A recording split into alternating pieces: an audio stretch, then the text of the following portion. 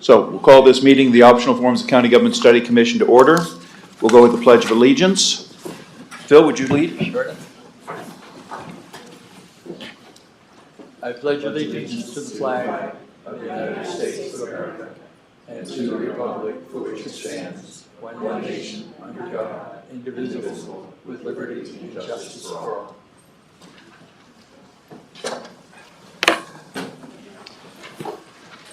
Move straight to the agenda. Do we have any issues with the agenda tonight? If not, can we approve the agenda? So moved. Phil? Do we have a second? I'll second it. Okay. Approve the agenda. The agenda is approved. Do we have any announcements tonight? We'll move on to the approval of the minutes. We have the December 8th minutes before us. Has everyone had a chance to look them over? Any issues? This is going very well tonight so far. I'll make a motion to approve. We have a motion to approve. Do we have a second? Do we have a second? Approve the minutes. Minutes are approved. Motion to adjourn. Sorry, you're out of order. Oh, no. Yeah, We have to meet for at least 10 minutes before we can adjourn. Okay. Yes, sir. If I could, I just want to remind our online players, Kurt, check your email, because I did make a table of those strengths and weaknesses that were in the draft minutes. You have them? Good. Print them out. I don't know if we're going to. I got it. Thank you. I just want to make sure you had them. So. Okay, and that's what we're moving on to, is the strengths and weaknesses analysis. I have not really looked over the table, but it looks like something that we can work straight from. If we have any issues that are not on the table, please bring them forward. We'll start working from the table, however. Sure. Dave, maybe people just want to take 5 minutes and just look through it, or 2 minutes or something, unless everybody feels comfortable, but just to acclimate yourself to it. But I was, for those that aren't privy, Dave had kindly put the minutes together again and took the strengths and weaknesses analysis we did last week and put it in a linear fashion. I thought it would be something useful, facilitate a better discussion if we could put this in a table format and kind of look at that. And the audience also has this as well. I put that over on the table for anybody that wants a copy. It's over on the table here. So I just think it would make the conversation go better. And if folks just want to take a look at it, I think that's a good idea, just to get acclimated. If not, let's just dive right into it.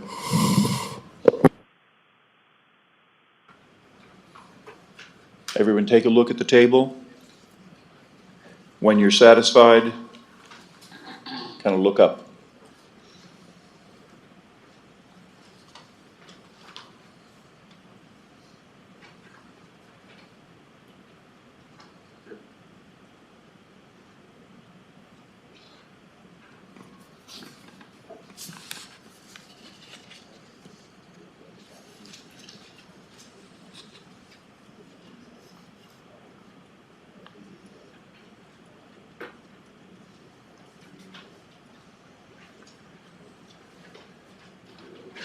By the way, it's not critical, but there's no video feed coming through. I'm just seeing the outside picture of the county building.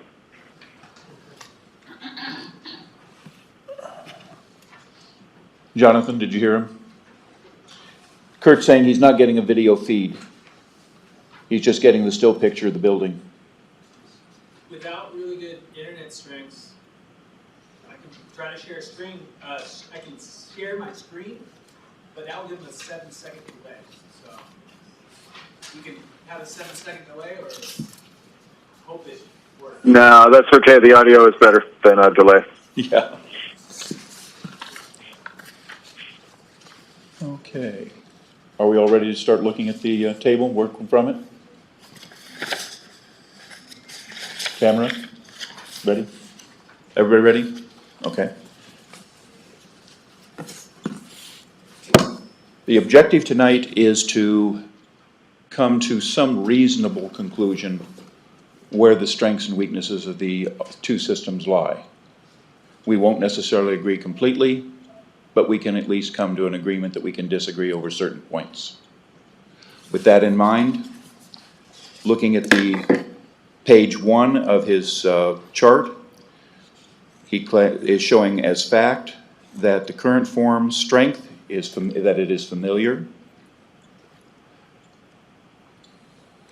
showing a strength that they can hire assistants.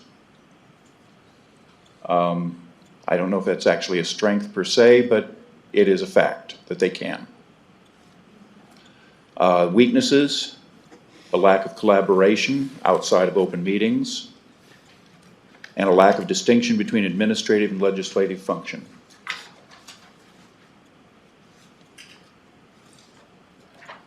The alternate form, the removal of administrative duties from the county commissioners themselves, putting that onto a county manager, and that by moving to 5 county commissioners, they can work in subcommittees as we have had subcommittees working here in this commission.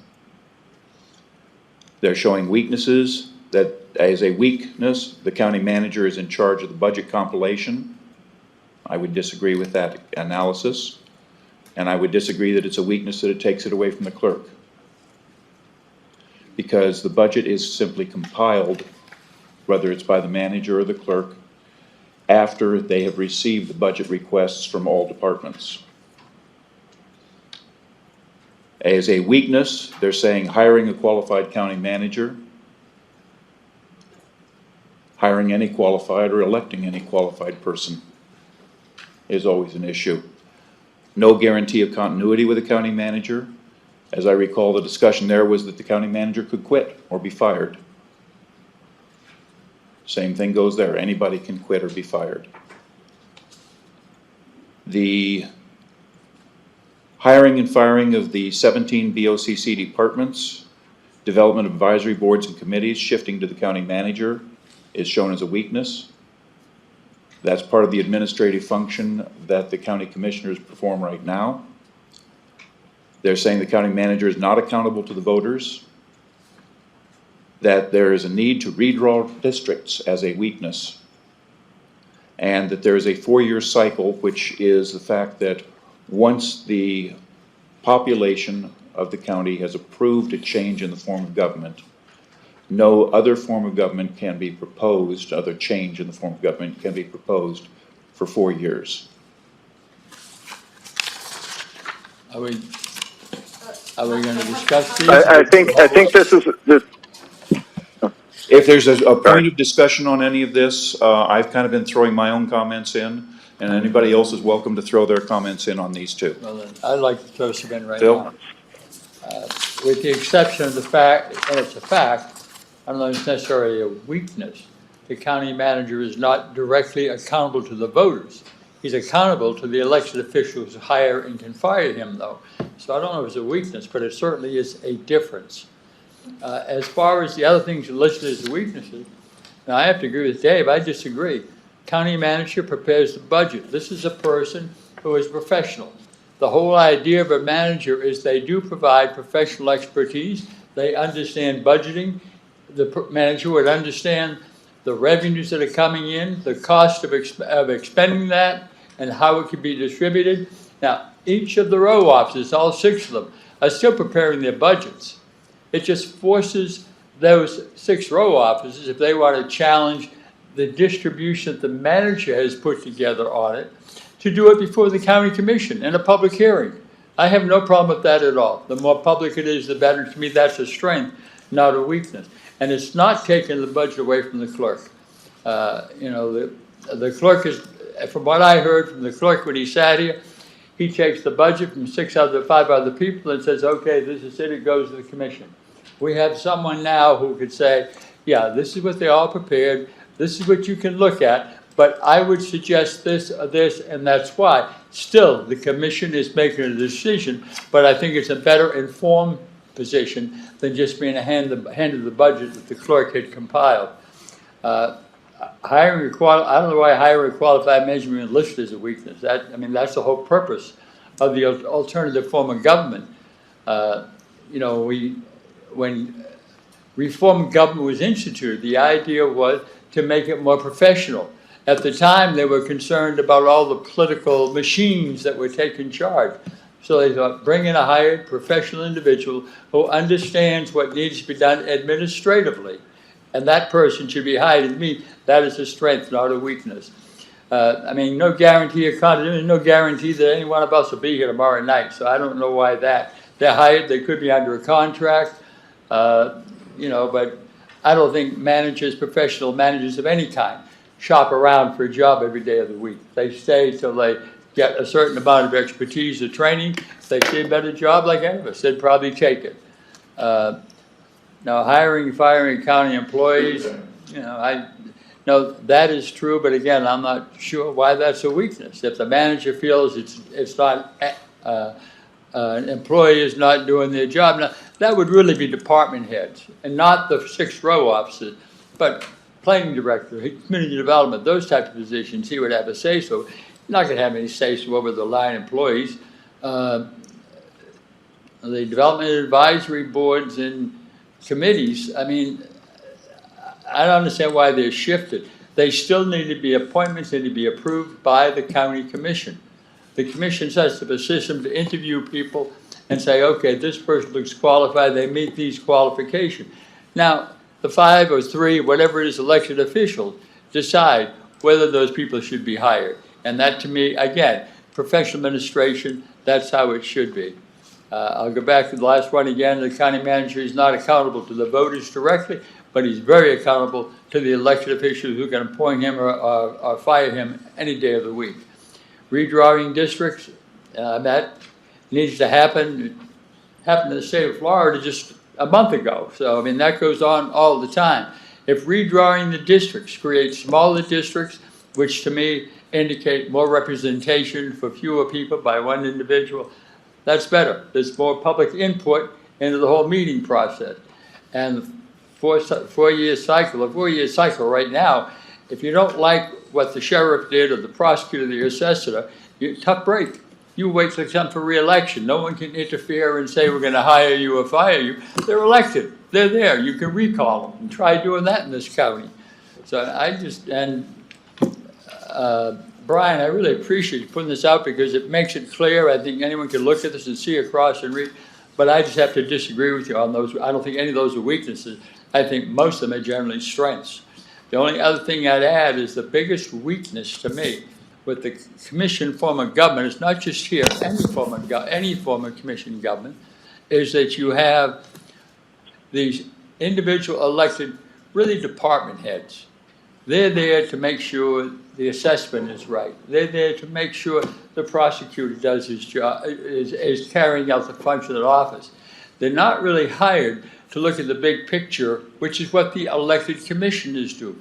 What's in the best interest of the overall county? And, if they're, the 6 row officers who came before us, I thought were qualified and competent and all of that. But any one of them could say, hey, I was elected. You're a county commissioner. I don't care what you want. I'm going to do it my way. And that is the biggest weakness at all, that protecting their own turf. But, on that, I agree with everything you wrote. Actually, just to clarify, Phil, I didn't write these from my own opinion. I just transcribed what was in the minutes. Just to clarify. I jabbing you. I'm sorry. Okay. I didn't mean it. Also, your name was on it right now. I would make a clerical correction addition. I noticed as you were going through the alternate form fact and weaknesses for alternate form under fact, alternate form weaknesses. I think I missed one, which was citizens must convince 3 for their issues. So they have to convince 3 rather than what it would be 2. And I don't think that I included that on here, and I don't think it goes on to the next page. In fact, the next page goes to opinion. So that's one I apologize I missed. I didn't transcribe from Dave's minutes. And so just at the bottom on page 1 of this table, under alternate form weaknesses, I would just add this one just pen it in, citizens must convince three for their issues. This means 3 out of the 5. And then, Phil, I just wanted to mention, in case, I wasn't sure what point you were addressing on this last one, we were saying the 4-year cycle for any change, and, right now, people have to wait 4 years to change the sheriff or things like that, right?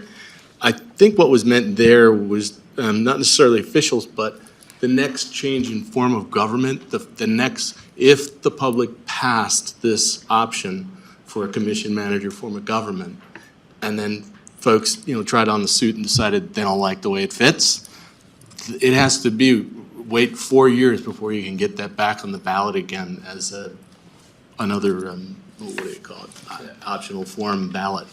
So that's what that was intended for. I wasn't sure if that's how you understood it, but that's what it was meant. Brian, I appreciate that. Could I put something in here? I believe Kurt was trying to speak, okay. and then, Kurt, were you trying to speak? Yeah, yes, thanks. I was going to suggest that figuring out whether these items are a strength or a weakness, let's just take that last one that Brian was speaking to about the 4 years that we will be forced to wear the suit, whether it fits well or not. These are, while the fact is clear that it would be a 4-year commitment at a minimum, whether that is considered a strength or a weakness, I think, is the point of discussion in our final report.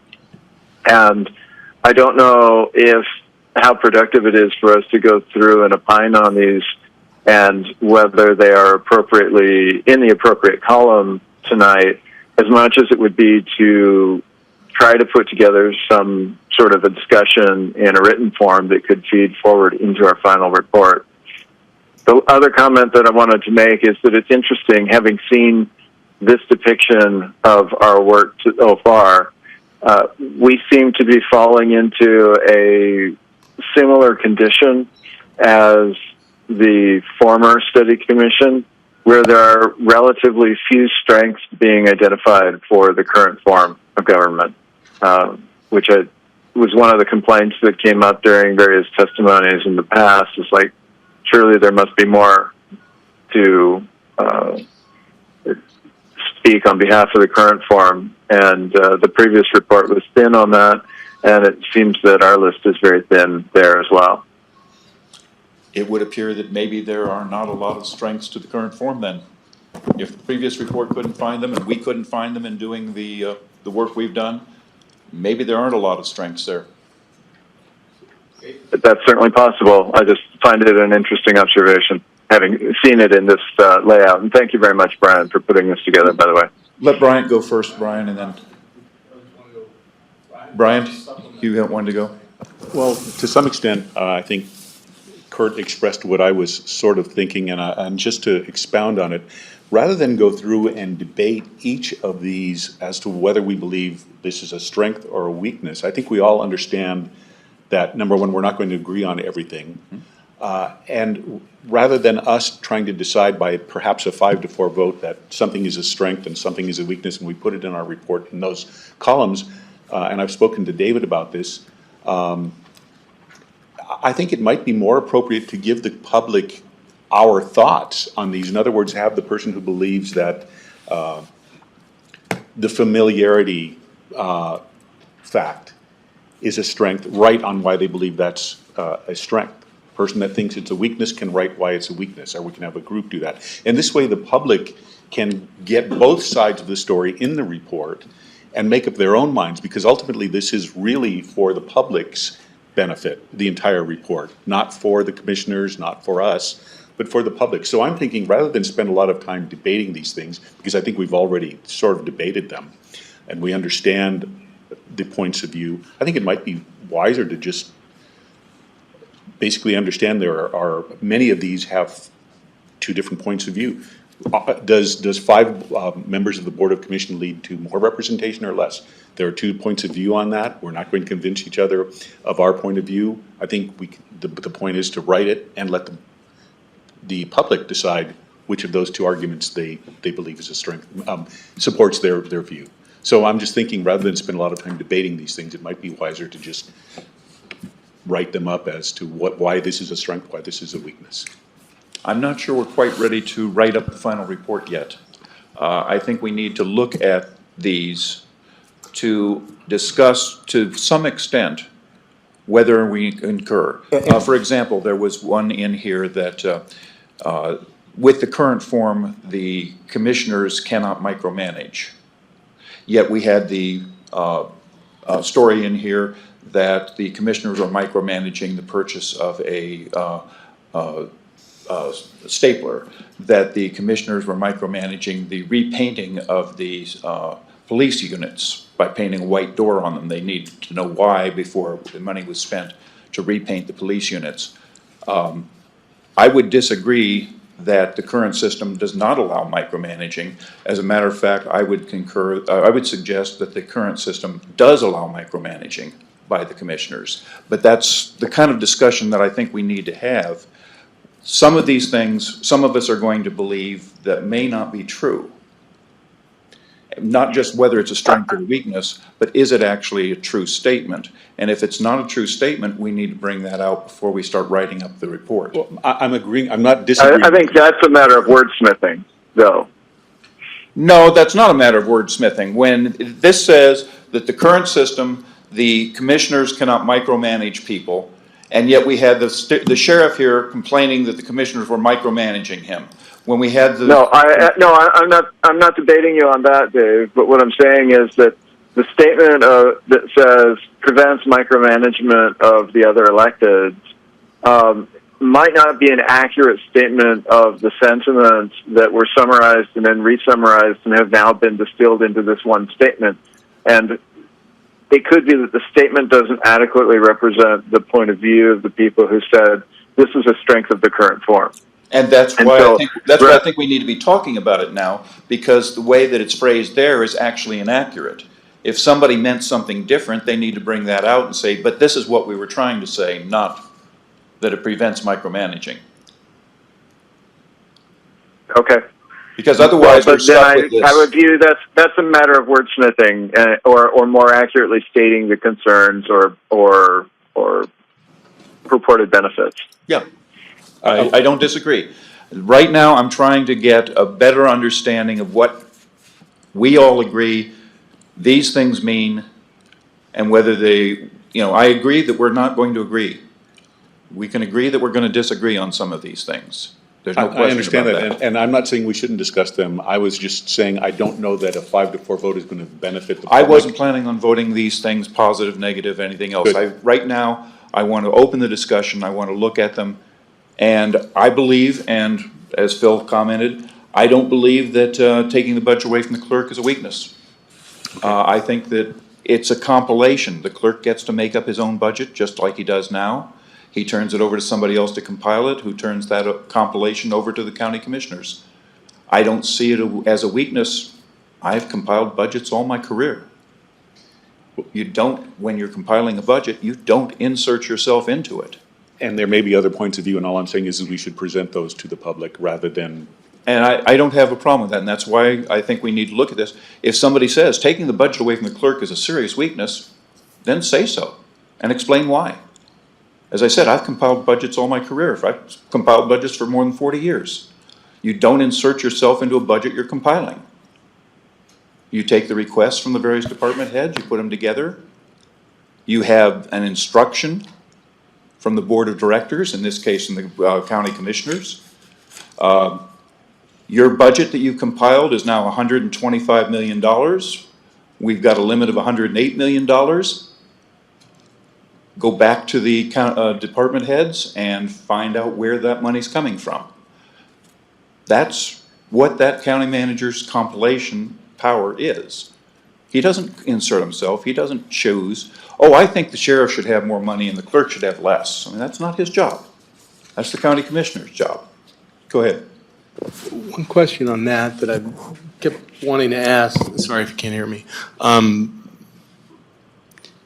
Under the state law, that currently the clerk is the county budget officer.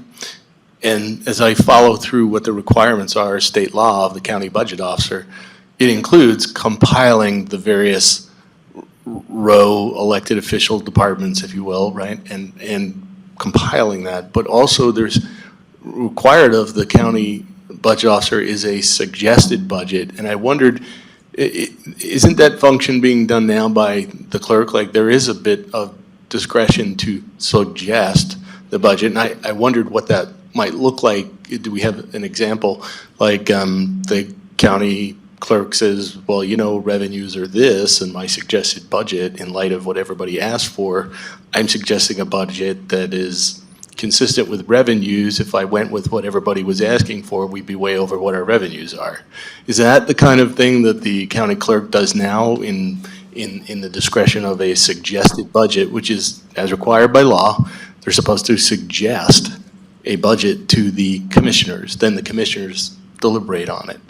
And then they have a hearing, and then they adopt a final. So I just wondered, it's more a question, like, what does the clerk do now to fulfill the responsibility of a suggested budget? You know, and it's an interesting question, and I'm not going to try to minimize it. But if I'm the clerk and you're the sheriff, and you've asked me for $50 million, and I suggest in the budget, you don't need 50, I'm only going to give you 30 million. You're not going to tolerate that. You're going to come back at me, and you're going to come back in front of the county commissioners and have a lot of words to say over why I cut you by 40%. And, you know, these guys are not shrinking violets, in my opinion. And so I don't think that if the person compiling the budget is making drastic changes in favor of any one department or any two or against any one or two departments, I don't think anybody's going to tolerate that. I think it's going to come out, it's going to be open, and it's going to be Sure. maybe not vicious, but So under the commission manager, the same, you know, scenario could happen. That now the baton passes to come up with the suggested budget to the commissioner and compile what the Yes. department's putting forward.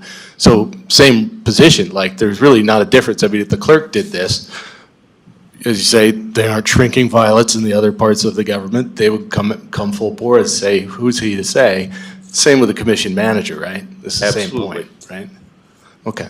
yeah. I mean, the way I see it, in doing budgets, I've had people come to me and say, I want this, and I want this, and I want this, and I want this. And I get all my departments put together, and like I said, I may have a $125 million budget, and I may have a limit of $108 million that I can do. That's my total revenue. I can't do 125, no matter how much I want to. Okay? Now, am I going to go through and simply say, okay, I'm going to cut you and you and you and you, but not you? No. What I do is I go back to the departments and I say, okay, look, we're, whatever that percentage is, we're 18% over.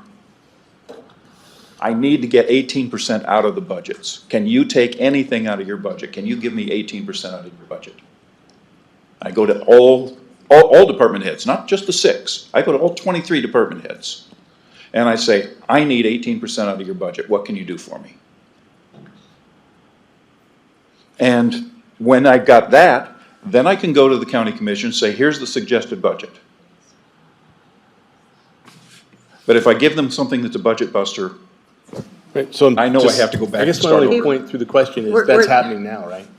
That's happening. It's happening now. Yeah, okay. I just In some way, wondered. shape, or form, it has to happen I now. just assumed that if the clerk has that responsibility, they must be suggesting a budget. I just didn't know for a fact. So I have to assume that one way or another, he is getting a suggested budget. Yes.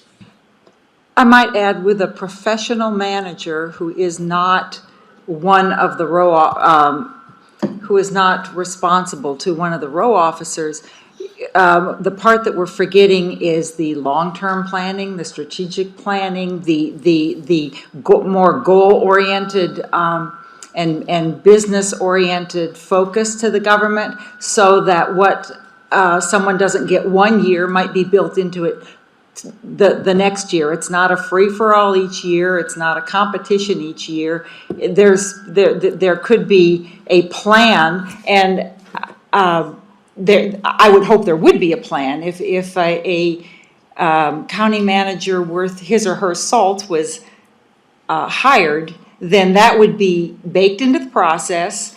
And it would be a plan, a strategic plan. They would have input from all the row officers, all the department heads, from the public. I mean, these are processes that really pull information in across the board. It's very much more open. So it isn't, I guess what I'm saying is it's not as partisan and it's not as parochial in terms of the focus. I actually think that the clerk has someone in Dina Darrow who I think she said she was a CPA. She came from a corporate background. She's probably very, very capable of doing this. It's just that what she doesn't have is that long-range planning, that strategic planning. She doesn't have that whole infrastructure supporting her so that she can work with the different department heads, assuming that's the way it works now. I don't know. I don't know. So I'm not seeing that it's the same sort of thing at all. So to your I point. don't think we're forgetting that, Kristen. That's the third item in the next section. Well, we're not in the next section, but I was just trying to get, this conversation was going kind of back and forth on what the clerk could do versus the manager, and I think we see that probably the manager brings a little bit more to the table and has a little bit more of a nonpartisan or strategic approach. The other thing, while I've got the mic right now, it looks like this last page, not a distinction and unknown. I don't think we even need to be discussing those because they aren't a distinction. So we really need to focus on what's in fact and opinion and kind of help craft, what the strengths, weaknesses of the current form and strengths, weaknesses of the alternate form would be based on some of these things, and we don't really have to worry about the things that are not a distinction. Agree with you. If it's not a distinction, it doesn't go in our report. That we can just.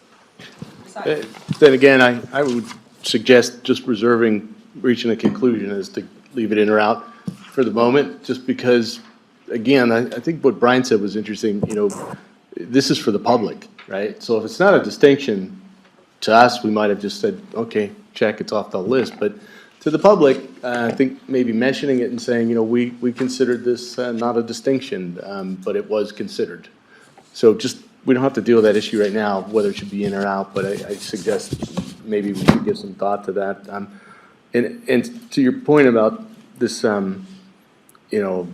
clerk as county budget officer versus commission manager as county budget officer, your point about the clerk, like I think it was Dina Darrow you mentioned, seems to be performing kind of this compiling the budgets function right now, and I think there was an observation, or maybe it was a question, I don't know which it was, about whether there's effective long-range planning as part of what she does. Maybe she's just compiling budgets, but not considering long-range planning.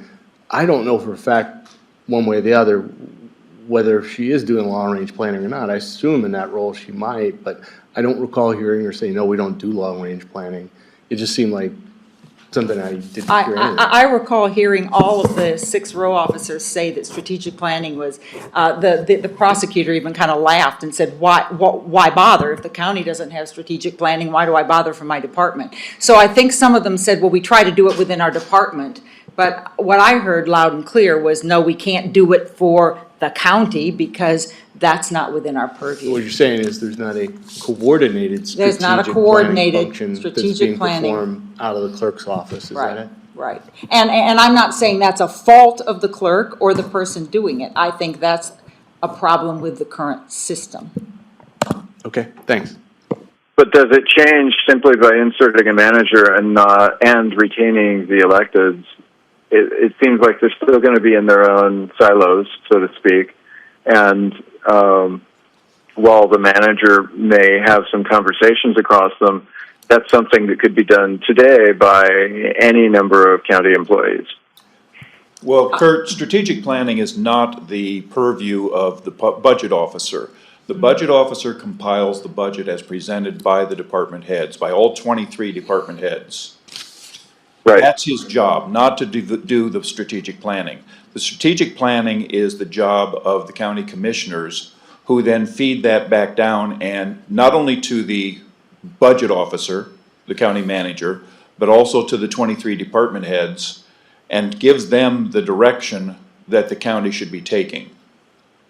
Now, whether the 23? 23 department heads will agree with that's another matter, but it's the job of the county commissioners to do the strategic planning, not the job of the budget. I've never heard of 23 department heads before. Can you clarify that number? We have 6 elected officials and 17 department heads under the BOCC. 6 and 17 is 20. Okay, but I don't believe that the 6 electeds are considered under the BOCC. I think they're considered in parallel with the BOCC. I didn't suggest they were under the BOCC. You asked where there are 23 department heads. 6 electeds and 17 under the BOCC adds to 23. Oh, okay. Fair enough. I'm just going with the numbers we've been given. I think that's a little bit of a misrepresentation to put the sheriff's department on the same line as, I don't know, one of the planning division underneath the BOCC. When I'm compiling the budget, it doesn't matter whether it's one of the electeds or one of the 17 under the BOCC. That is a department to be put into the budget. Okay, from a budgetary perspective, fine, but we were also crossing the line over and talking about strategic planning. Well, that's why I was trying to get away from strategic planning, because strategic planning is not the purview of the budget officer. Strategic planning is dictated to the budget officer, along with all the 23 department heads, by the county commissioners. Okay. Should be. Whether it is or not is another matter, but the county commissioners are responsible for strategic planning. And if they say we're going to grow by 18% a year, be prepared for it. If they're going to say we're going to try to put a stop to it and we're going to have very rapidly increasing property values as a result, those are strategic plans. And then the department heads who have been given that information are responsible for developing budgets and plans for their departments to live with whatever those changes are that are going to occur. That's the budget program. If I'm in business and I expect business to increase by 3%, my departments, all of them, have to be prepared for 3% more business. If I expect to do a major marketing and sales push and increase my volume by 50%, then that's the strategic plan that my department heads have to live with. And it's the same thing here for all department heads. It's not the guy who's compiling the budget. It's the guy who's doing the strategic planning. Okay, I think, we've I think teased we've this been out a beating this. bit, right? But that's not bad. I'm not saying just rush and move on. What I'm saying is, I think you've elucidated the issue more, teased it out a bit about what may exist now and what might be obtained with a commission manager form. So I'm just recognizing this discussion has been helpful to perhaps illuminate that.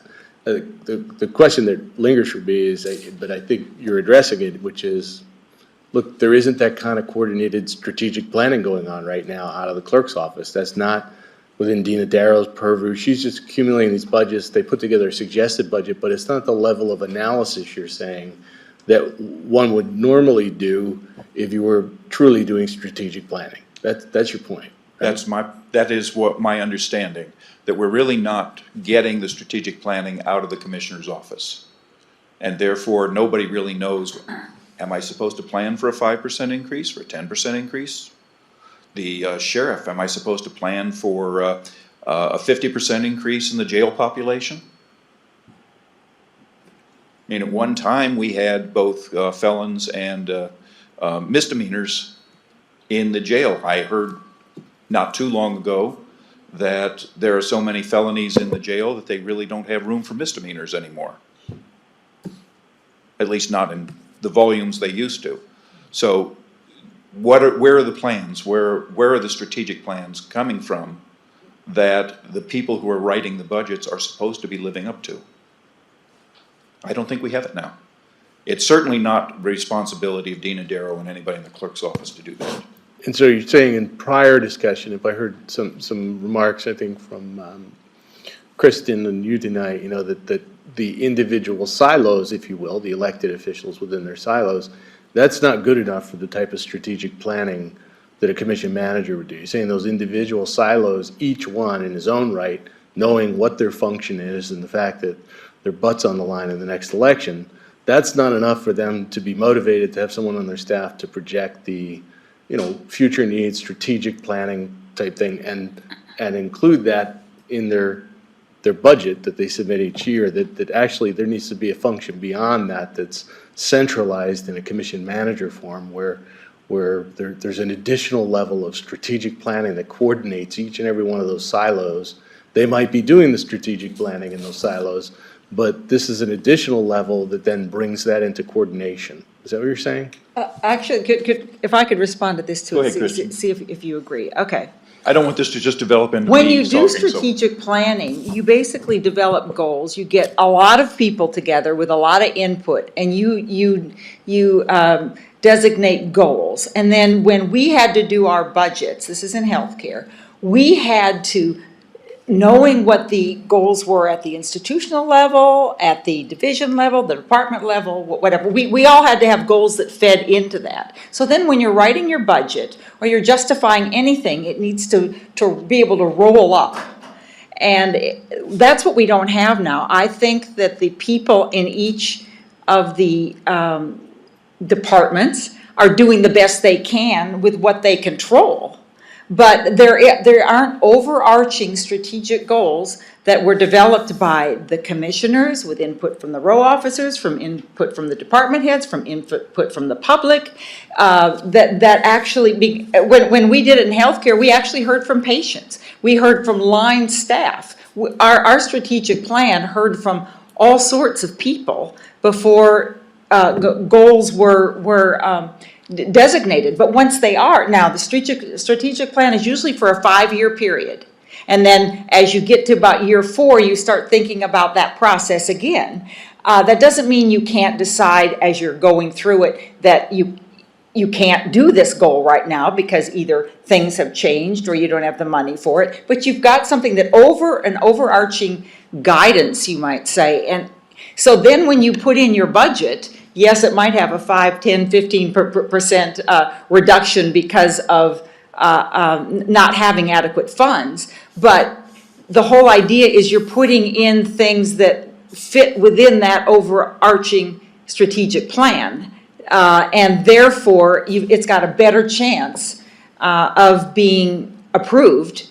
And there's a better chance of budgeting throughout the years to make sure that happens. Did that make sense? I'm not sure I'm being clear with it. I guess I just know, I know how to do this, and I've had to do it all my working career, so I have a different perspective on it. It's not, yes, each individual department has to do it, and yes, each division, if you roll up to that, and yes, it rolls up, but you've got goals, and those goals, everything you're doing should fit within those goals and roll up to it. And if you've got that kind of a plan, then it's less of an issue for competition. But even if there is competition, at least everybody's seeing that there's a certain amount of, I hate to use this word, fairness or planning involved in it. Things do come out of left field, and when they come out of left field, you have to deal with them. You have to figure out how you're going to deal with them. But the planning happens at a much higher level than just each department. What about our alternate form of government is going to force a strategic plan to be developed? Well, Nothing- these are two nothing different forces subjects it. we Yeah. are talking about. One is the change in the chief budget officer. The other is the doing of the strategic planning. Okay? To answer what you were asking real quickly here, Brian, there's nothing to stop all 23 department heads from developing their own strategic plans. The problem is, let's just take the 6 row officials. We can have 6 different concepts of what the future looks like, and we're developing 6 different strategic plans to meet that future. That then leads to inefficiencies in government because you're doing this and they're doing that and they're doing something else, and they can be in conflict with what they're doing. Just to take something very simple as growth. We know that people want to move here. Kind of accept that as a fact. Now, what are we going to do about that? Are we going to build more housing and put in infrastructure and let people move here? Are we going to refuse to put in housing and hope that because there's not housing available, people will stop moving here and therefore growth won't happen? Okay. Consequence on the first one, we have to deal with a larger population. Consequence on the second one, we have to deal with a much more expensive housing market. A lot of the kids who are coming up will not be able to buy a house and live near their parents. A lot of other unintended consequences. I'm not going to get into a detailed analysis of it, but you can see right off the top that you've got two very different futures you have to plan for depending on which one you're going to use on growth. So that's where we are looking at, all right, here, the change in the budget officer, the chief budget officer. And I'm saying that there is no change really in what's going on, whether it's somebody in the clerk's office that he hires, hopefully somebody competent in the clerk's office. And I'm not trying to insult Dina Darrow right there. Dina could get another job tomorrow and he could have to hire somebody else. So we need somebody competent hired in the clerk's office to compile the budget, or we need somebody competent in the county manager's office to compile the budget. I don't see that as being a change particularly. Either way, it's not a strength, it's not a weakness. I don't see it as really much of a change. It does change where the chief budget officer is, but it doesn't change what has to happen in the county, and it doesn't change the responsibility of the chief budget officer, which is to compile a budget, not to create one.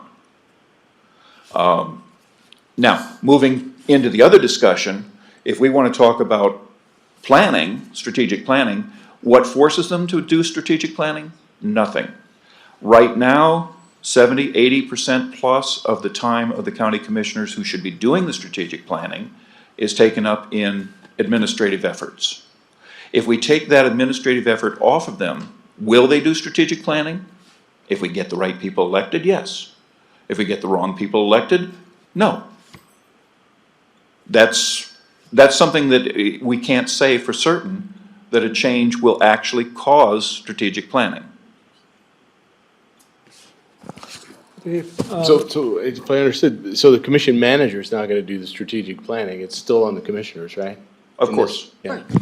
No, It's on the Board of County Commissioners. Or is that one of the No, steps along right, the no, way? but it's, if you bring a professional, business-trained manager into an operation, I can't imagine that you'd hire one who didn't have that kind of expertise and background. It's what they do. Now, you could hire badly, back to what you were saying, you could hire badly, and. That's not what I was. And perhaps saying. not say that, but if you hire a professional manager, who, especially one who has the credentials of a county or city manager, that's what they bring with them. That's one of the strengths of the county manager commission system. Can I guarantee it happens? Is there any guarantee in life? No. But right now, you're not going to have it, because there's nobody in a position now, unless you hire a county commissioner who has a strong business background and comes in and wants to make that their effort. That's a possibility. But if you don't hire the right if you don't elect, the right commissioners, then nothing's going to change. And so if you want the potential, then I think that's what I think is the strength of the commission manager form. Because right now, we hear that, well, we could hire assistants and we could do this and we could do that. They've never done it yet, except for 1 year out of, since 1890. So that's probably not the best track record in terms of what can happen. And would that person have the expertise? I don't know. Probably not if all they are is kind of an administrative assistant, or an administrator who really can't use their full skill set. I don't know. Maybe someone would like that job and would have that experience. I don't know. Yeah, these are good points to raise. I think this really teases us out, and I don't want to overextend the conversation, but I also want, in the nature of comparing what we have versus what we don't, or what might be the option, okay, so it would be useful to have somebody who would coordinate what, each silo's doing their strategic planning, so to speak, right? And then they pass their budget over, and a person in a coordinated position, you're saying, that's the next level up, and there's an element of them and their expertise coordinating there that can serve as a useful advice to the commissioners about, someone trained professionally in city, county management has things that most people might not possess if they're in an elected position, and they can share that and say, in scenarios like this, here's how we could, maybe work this and achieve a longer goal, right? The question I have is, why couldn't they hire that person right now in the existing form of government to advise them? Someone who does strategic planning for them within the commissioner's office. Can't they do that now? Well, right now, they don't have the time to do the strategic planning. No. It's not hiring somebody to plan for you, because you don't hire someone to plan help you. for you. Someone who has the experience, the professional experience, can say, if you're looking at growth, you can limit growth, and it's got these consequences when I've seen this happen in other cities, in other counties, in other states, or you can not limit growth, and here's the consequences I've seen in other cities, counties, and states. Sure, but to my point. But he's not doing that. He's Yeah, he's not doing the planning. He's simply coming in, you want to talk about growth, I'll tell you what I've seen about growth. Here's how I've seen it handled, I've seen it restricted, I've seen it not restricted. Here's the consequences of restrictions, here's the consequences of not restrictions. Now, you guys go out and talk about what we're going to do about growth. Right, I got off with, it's really the commissioners still in either Yeah. form, whether it's this one or the optional, they still retain, they're doing the strategic planning, right? And the question I had about now is, if you brought in the current form, a type of person who's got these, manager qualities at the county, city level, couldn't they also provide the same kind of advice to the existing commissioners that would facilitate them in that strategic planning? We have hired that person. And back in 95, 96, I can't remember exactly what the year was, Tom Taggart was the county clerk, I believe, and he was hired in as the manager, administrative assistant type manager. It was not a successful approach, and when the new board came in, they dismissed him out of hand. I think it was very successful. Everyone who came before us said it was an outstanding success. The problem was that person got fired and they just never filled it again. That's why I say it wasn't successful, because he may have been successful at the time, but it wasn't successful because we weren't able to keep that function, that position open. That position, he was fired and that position was closed. We would have been able to keep it open if someone had taken the initiative to get it done, and the Board of Commissioners simply didn't. And that is exactly my point, the Board of Commissioners. One of the arguments being made here is, the Board of County Commissioners can hire somebody today. They did. They hired Tom Taggart. People were satisfied with Tom Taggart's work until the new Board of County Commissioners came in. He was fired, the position was eliminated.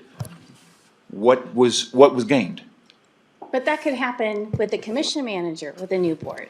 That's why there's no guarantee that the commission manager, No, they you can't have. eliminate the But I position. think that's Dave's point, which is if you create this optional form where there is a commission manager, you're always gonna need to fill it, whereas in the existing form, sure, they can have a manager that does these uber things, right? But they can fire him in a new Yeah, then you're commissioner scenario, forced to right? refill the And they're not position, forced but to you're fill the not, you're position still, again. that dynamic could still happen with Tom Taggart. The same situation could still happen with a commission manager.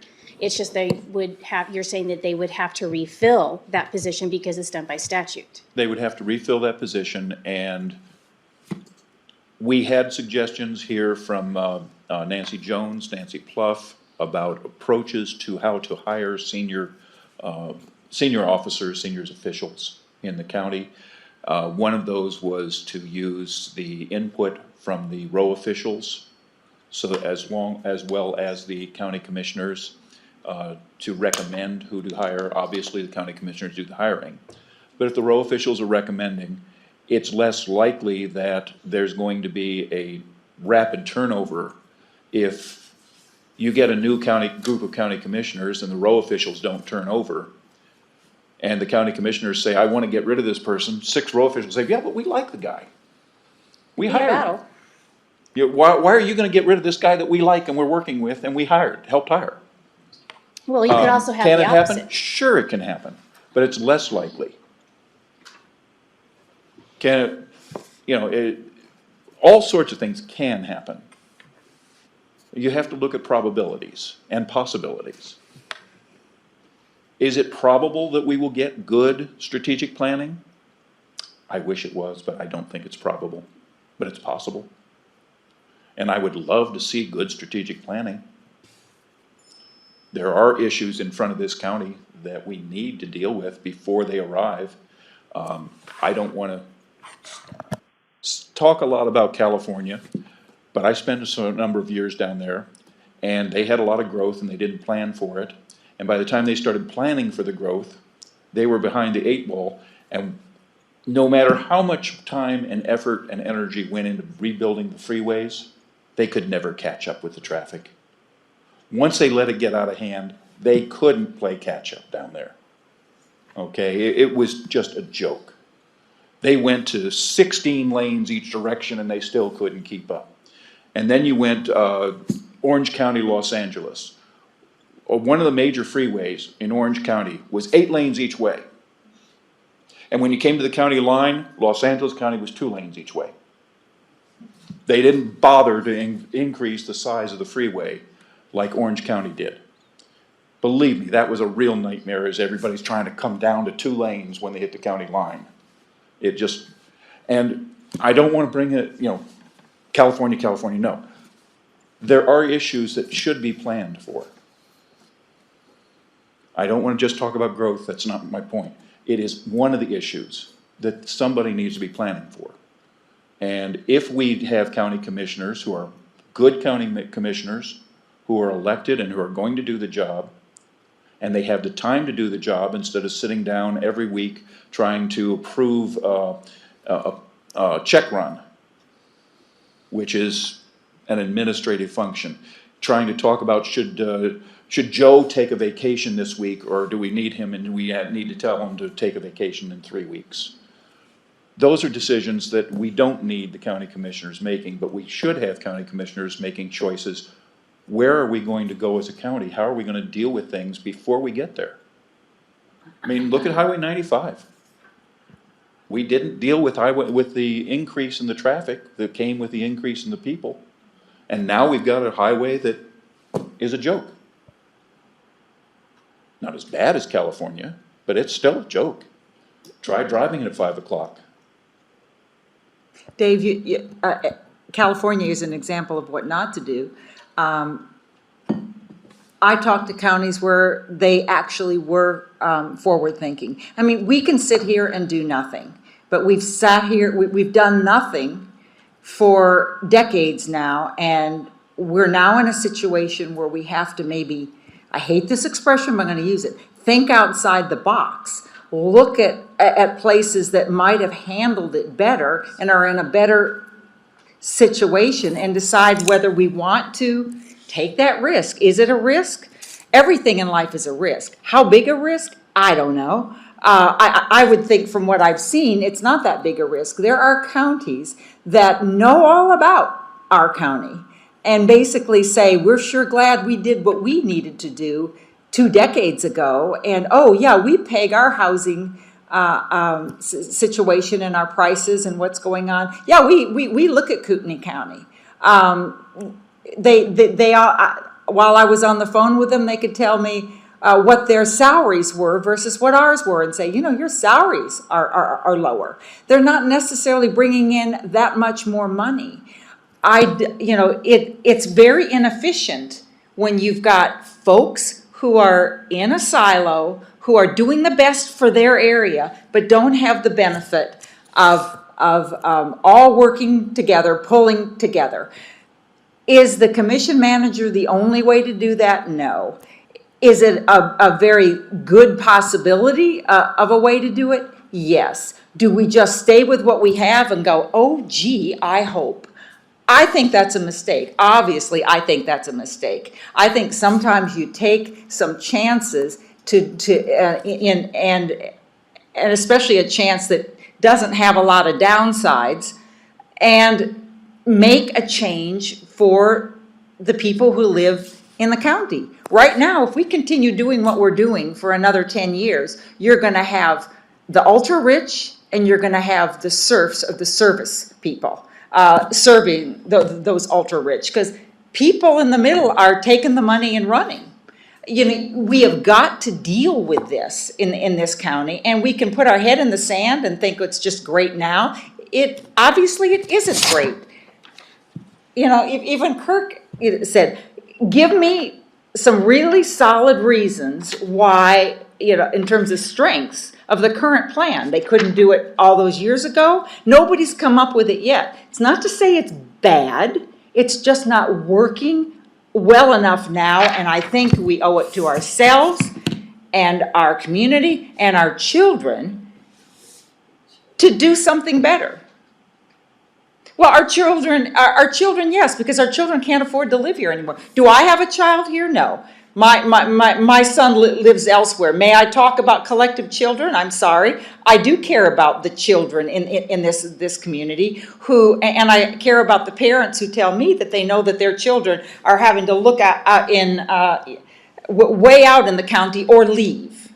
That's what we're faced with. So we need to either make a decision to make it better, or we can sit here and think that a different commissioner might make a difference. That person won't have the structure.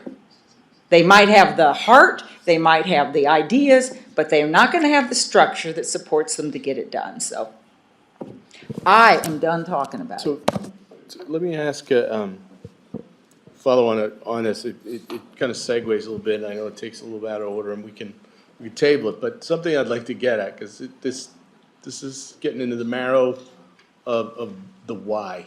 Like, why do this, right? Why propose this, recommend it? So the optional form that was recommended by a majority has been 5 commissioners. We have no control over full-time, part-time, whatever, but it's 5, and this commission manager. And the commissioners are the ones, if I'm hearing Dave right, you know, they're the ones that do the strategic planning, not the commission manager. He brings expertise that might help them and facilitate that, but it's the commissioners that have that responsibility. So, okay, and the commissioners right now have apparently 70% of their time is taken up by administrative tasks that really just keep them from doing the strategic planning that they should be doing, the grander thinking of our time. Okay, so you get 3 right now, and 70% of their load is administrative stuff, and we're recommending an option that says, okay, we're gonna take that 70% of duties, and they'll fall on a commission manager. He'll be the administrator and take care of all that minutia. Well, that means 3 were doing all this administrative stuff. Now you're putting it on 1. That 1's gonna have to have staff. That just seems obvious to me. But you're also expanding to 5 commissioners. Now remember, you just took 70% of the load away from 3 commissioners, right?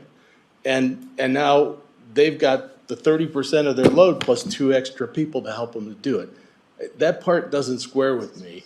Maybe it's that you're saying some of these points about, well, you're broadening the talent pool. Like, you got 2 other people who can come in and maybe they're uber enlightened or bring different disciplines to the table, whereas 3, you don't have that opportunity. So it's just kind of guesswork whether you get that or not, right? You know, and maybe they're part-time, but to me, if they're part-time, I don't know what uber talents they're gonna bring, but you're gonna have them part-time. And somebody from the public came in here and said at one point, like, has anybody had a part-time employee that ever worked out very well, right? I don't know, Commissioner Filios, I think, mentioned that he thought they would be full-time. He wasn't really in part-time, but the point being, you've got 70% of the load taken away from the 3, and now you're adding 2, and now you have 5 to do what was formerly 30% of the workload covered by 3. It just, somebody explain to me how that makes sense. Okay, I'll explain. It's my understanding that when they're signing all these things and doing their administrative stuff, they've got to do it as a group. So basically, you're taking, 70 plus 70 plus 70, and so you've got, 2.1 people, working on this, because they all have to be together. It's got to be done in an open meeting. They're all discussing it right there. Remember, Leslie Duncan gave us the example of the stapler that they were talking about. I mean, so for 3 people who are full-time people getting paid $995,000 a year with 45% in benefits, it takes 3 of them or 2 out of the 3 to decide if the stapler is going to be purchased. It's that kind of stuff, Brian. It's not efficiently organized. When they do the administrative stuff, they do it as a group. They aren't doing it individually. And yes, would a manager need staff? Yes, but there is staff. There's staff up there right now. The staff, you don't need to double and triple the staff, because the staff is there to support primarily the administrative stuff. So you've got the staff there, you bring in the manager, you offload all that kind of nitpicky stuff from the commissioners, and when we talk about full-time, part-time, remember, it's what they bring to the job. Right now, we don't have full-time commissioners. We have commissioners, we pay them a full-time salary. They can decide what they want to do and how much time they want to put into it. Same with part-time, if you want to use part-time. If they have something that they need to do, I would think that if you've elected them and you've chosen well, that you've elected people who have some ideas, and instead of saying, I've worked, I've been a whatever for 20 years, and I've been a this and I've been a that, maybe you've got somebody who's talking more about, here's the talent stack that I bring to the commission. Here's my approach, here's my plans. They'd be focusing more on that, not just convincing us that they are good people and they've lived here for 8 years or So you've whatever. addressed part of my point about the commissioner but he's taken 70% of the load, and 30% of the load that's left, that's currently covered by the commissioners, right? Well, I'd argue 80-20, but okay. Okay, if you want to go 80-20, that's even worse in terms of the argument, which is. Not really. Okay, 3 commissioners, their current workload is 20% planning and Uber thinking, and 80% is administrative. We're going to take the 80% away and give it to the commissioner and the staff that laterally moves over or something, right? And then you've got 3 people left, and that 20% of the workload that they can now focus on, we're saying, okay, let's put 2 more commissioners on, so that now we have 5 people doing what 3 commissioners formerly represented 20% of their work. And I'm just saying, someone explain to me why that makes more sense. Because That's all. I think you're looking at it literally. Obviously. Yeah, Literally, because you're assuming they're doing everything they should be doing. They're not. they're not, right. So the 20% is not what they really should be doing. They're not coordinating with the cities on growth. We can't control growth. Most of this growth is in the cities. We can't control roads. That's the highway district. We need to go down to Boise. What the commissioners talked about was the ability to go out down to Boise and try to go and change some laws that'll benefit our county. So I think we're looking at what they're doing today. I would throw out what they're doing today. And if I was developing their jobs, and say, here's what we think you should be doing today. You should be going, and I don't think a commissioner actually does strategic planning. I disagree with, I think what they set the direction of the county, and then someone takes that direction and puts it into a strategic plan. Because you're not going to have commissioners writing a plan on that, but they need to set the direction. Do we favor growth or not growth? If we do, how about water insufficiency problems we have? Are they going to be willing to do certain things to try to manage the wells and water rights and all that, which we don't control water rights, but it's impacting, our growth is impacting people's water rights today. So I think I wouldn't go to the 80-20, because the 20 that's there is not what they really should be doing anyway. They also have all the policies that they need to be worrying about, whether it's water or on the lakes and all that.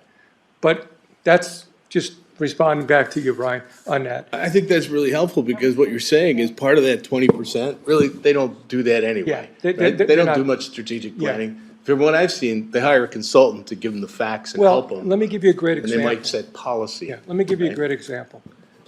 I'm sure most people would disagree.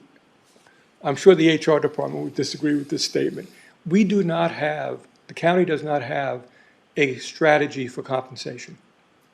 They do market-based studies, but a strategy for compensation says, okay, what is our market? Is Spokane our market or not? You could argue it is, you could argue it's not, because of the amount of revenue, the size of that community. But what is the market? And then where do you want to point to? Do you want to be 80% of market rate for your employees, or 20%, or 50%? And then you build a budget over 20 years that basically says, okay, we're going to be at 80% of market rate, the average. That means the good performers will make a little more, the bad performers may make a little less, the average performer somewhere in the middle, okay? And then that is a long-term strategy, and then you just update it. But we didn't do that. So we're so far behind now in our compensation. I don't know if we'll ever catch up. So that's what they should be doing. And I'm sure the HR director would love them to do that. But what they do is say, let's do another market study to find out how far behind we are on that. To stop that for a second, I think this is why long-term, Brian's idea has some merits, a lot of merit, actually. It may be helpful tonight, instead of trying to debate, we're on budget. Well, right, for an hour and 45 minutes later, we're on point one. I think what would be helpful, what Dave said is probably the best approach, is to understand, just simply understand, why do people believe hiring and firing of county employees is a weakness? Just understand it, not argue it, not debate it, just understand the logic. And then why do people think it's not? Just understand it.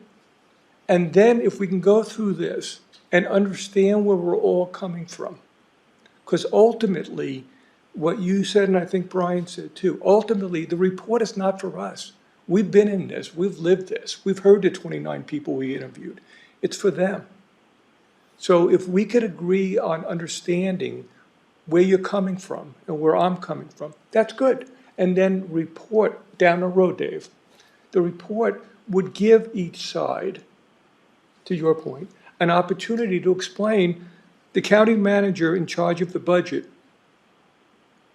Some people think it's no change or it's a positive. Some people think, explain it to the public, why both sides, and let them decide which side makes more compelling argument.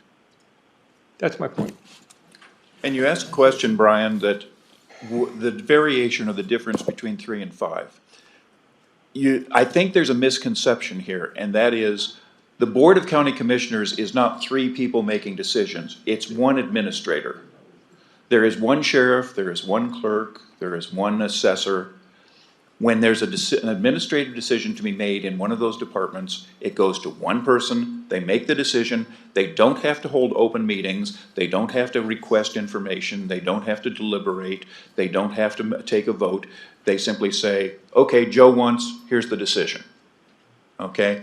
Instead of that, in the county commissioner's office, you have a three-headed administrator. They can't make a decision without requesting information publicly, deliberating publicly, and voting publicly to make that decision. Am I saying that there's something wrong with all this being public? No. But what I am saying is, it's not the same thing as taking that work and putting it off on an administrator who, like the sheriff, can make a decision for that department.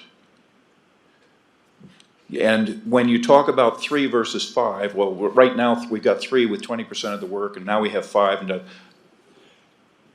it's still a single entity, the Board of County Commissioners, that makes that decision. The advantage that I see to having 5, and I am not a strong proponent of it, but the advantage I see to having 5 is that you have more points of view. For example, I believe it was Leslie sat here and told us how good it was that she had a realtor on the board with her in Chris Filios, because when they go down to talking about assessments, he's got his expertise in that area, and she listens to him as he talks about what's going on in assessments. Okay, you've got 5. Are you gonna get 5 different backgrounds? Actually, you're probably gonna get 4 or 5. If, not everybody's going to be the same. So let's say, for the sake of argument, you get 4 different backgrounds. You go into a discussion, you're getting information, you're doing deliberations, you've got 4 different opinions out of the 5 people as far as what is the meaning of this fact that we've just been given, or this testimony we've just been given. And they can sit there and they can discuss that from different points of view. Will it guarantee better decisions? No.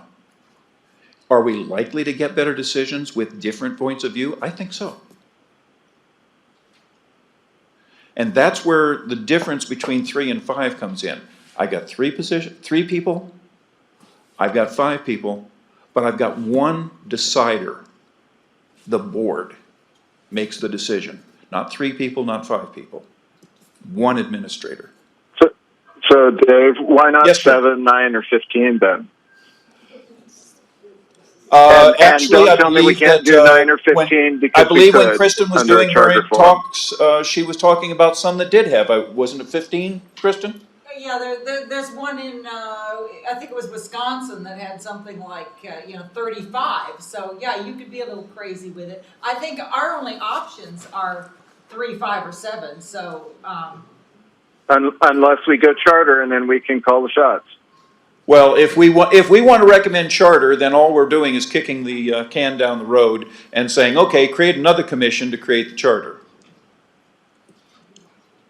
We could probably make a recommendation for charter with these parameters. I didn't see that in the It statute. I may be wrong, say but that there would be a charter writing study commission. I believe that based on the statute, that if we recommend charter, it's turned over to a charter writing commission, and that's it. We're done, and the new commission starts over fresh. I believe Well, that's. that charter commission has to be elected. The county No, they're commissioners have to appointed. choose it. They're No, the charter commission, I read the statute, they are elected because they are creating an entire new structure of government.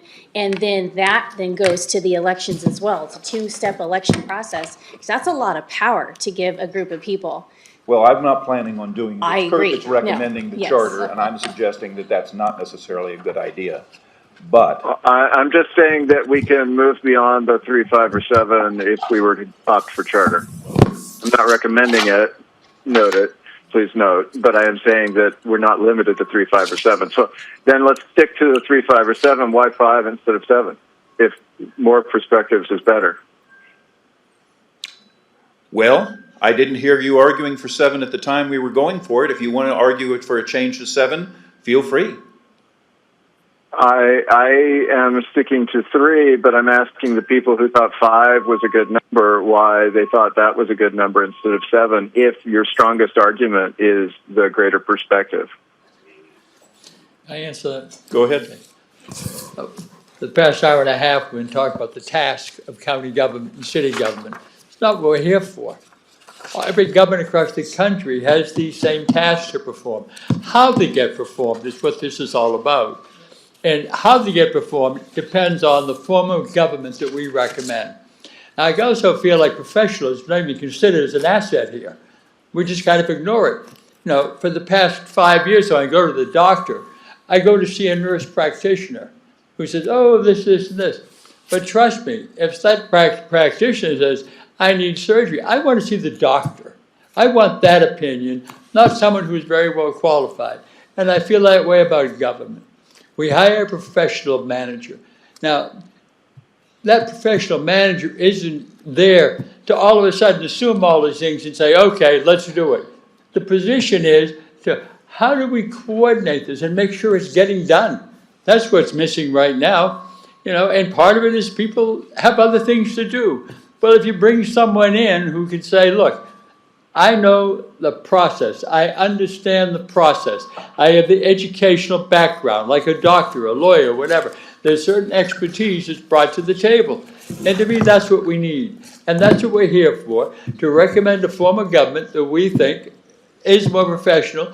And by being more professional, will it be more cost effective? I don't know yet.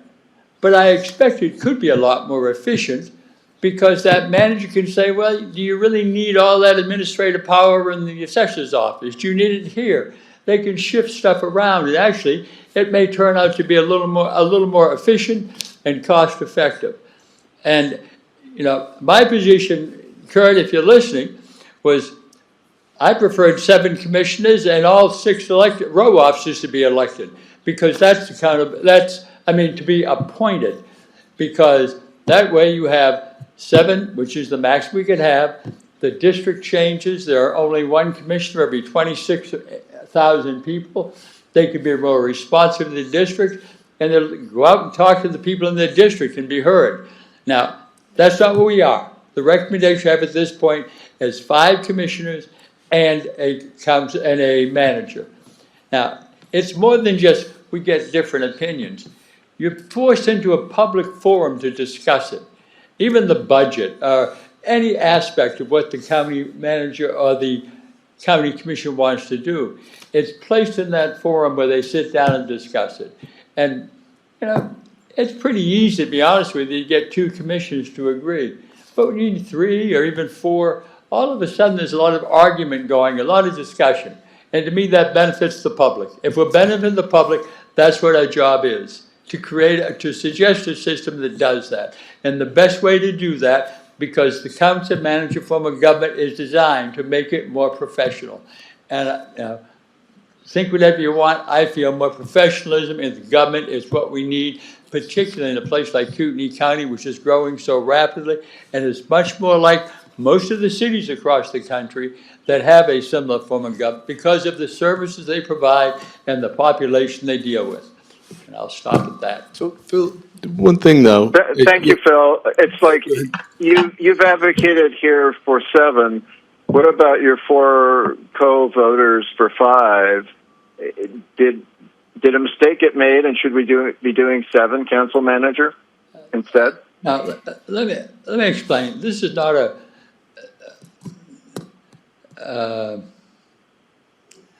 Although I want whatever the commission decides on to be out there for the public to look at and assess and show the things we considered. We're not here to put out, this is a majority opinion, this is a minority opinion like the Supreme Court. This is the majority opinion. The majority decided 5 a month ago, 2 months ago. I accept that.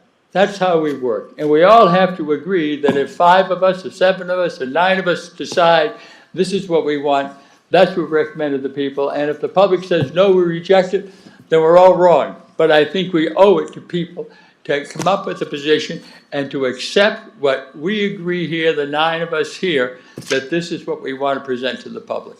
And 5 was decided, Kurt, to answer your questions, and I accept that. Kirk, you might wonder why I did 5 rather than 7.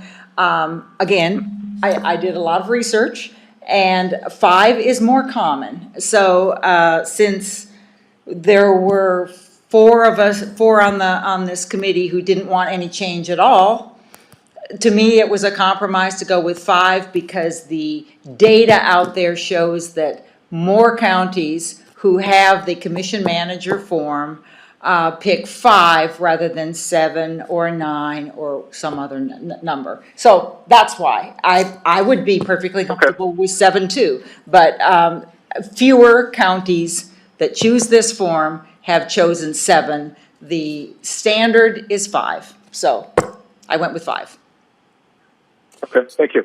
So No I better want reason to come than back to something. Phil, forgive me if I misread, but you know, I sense a little frustration. Like, look, we came up with a recommendation. What are we digressing and getting into the details for? And if I misperceived what you were saying, forgive me.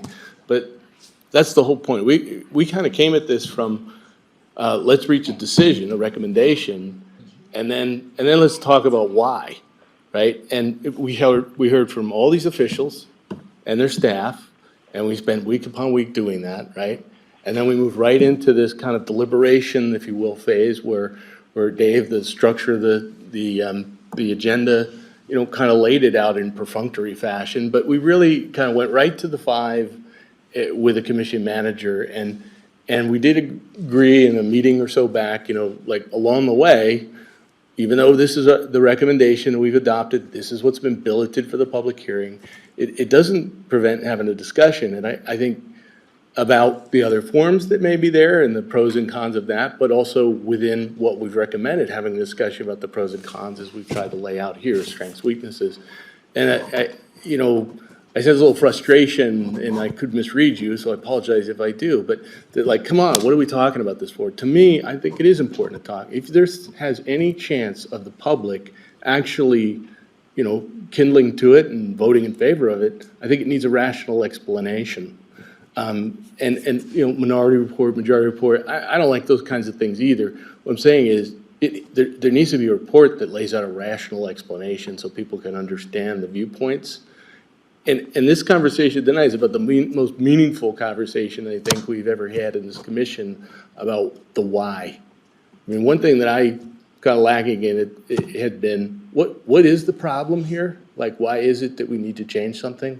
And that was burning in my head, like I wanted to ask that pointedly tonight, but we've gotten to some of that, which is, on the weaknesses of one or strengths of the other. It's like, why do you need to change a thing, right? We really haven't beaten that up enough, in my opinion. And through this dialogue about the very things we're talking about tonight, even though we're on page 1 of point 1, a lot of this is being teased out. I think that's very productive. You talk about the benefit of the public having more chances to participate. The more chances, this is the participation part in terms of what they hear, right? Short of coming to the hearing, but I think people coming to a hearing, knowing people's minds, having spoken about it, debated about it, that's the point of this, is to kind of debate it and kick it around. And so, if I misperceive, that you were frustrated and want to just kind of move on, look, we made a recommendation, why does everybody want to talk about this? I apologize if that's a misperception, but I think this is the most useful discussion we've had to date. Because it's helped me understand stuff.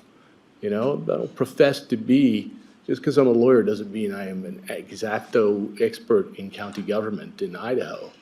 I work with all kinds of governments, but this has been illuminating, just to be able to ask these questions, get some rational answers. So, if you're frustrated, please put up with those of us that would like to talk a bit about it. If I implied any frustration, it was not intended, nor do I suffer that.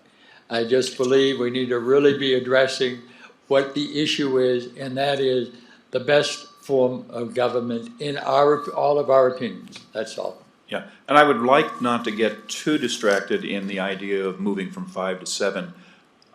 Unfortunately, right now, the people who are promoting 7 aren't promoting 7. They want no change in 3.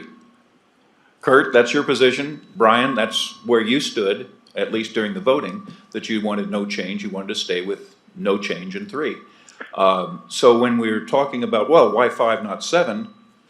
In a way, you're kind of going at this in a kind of a strange approach, because all you're doing is you're trying to argue against the 5. If you want to know why 5, I gave you a reason for 5. Could we go to 7? Sure. If we were allowed to go to 9, could we go to 9? Some counties have done so. But as Kristen said, most counties have found that it's most effective with 5. I think you Yeah, put no, your I'm finger on the trying to back aspect understand nature of this, which is we the came to argument. decision or recommendation, and then now we're exploring the reasoning behind it and didn't have the full dialogue.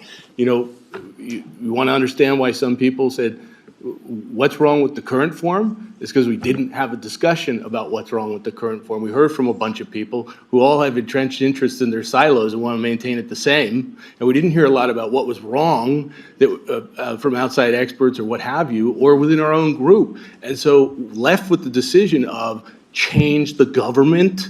We're talking about changing the government of the public, recommending that, right?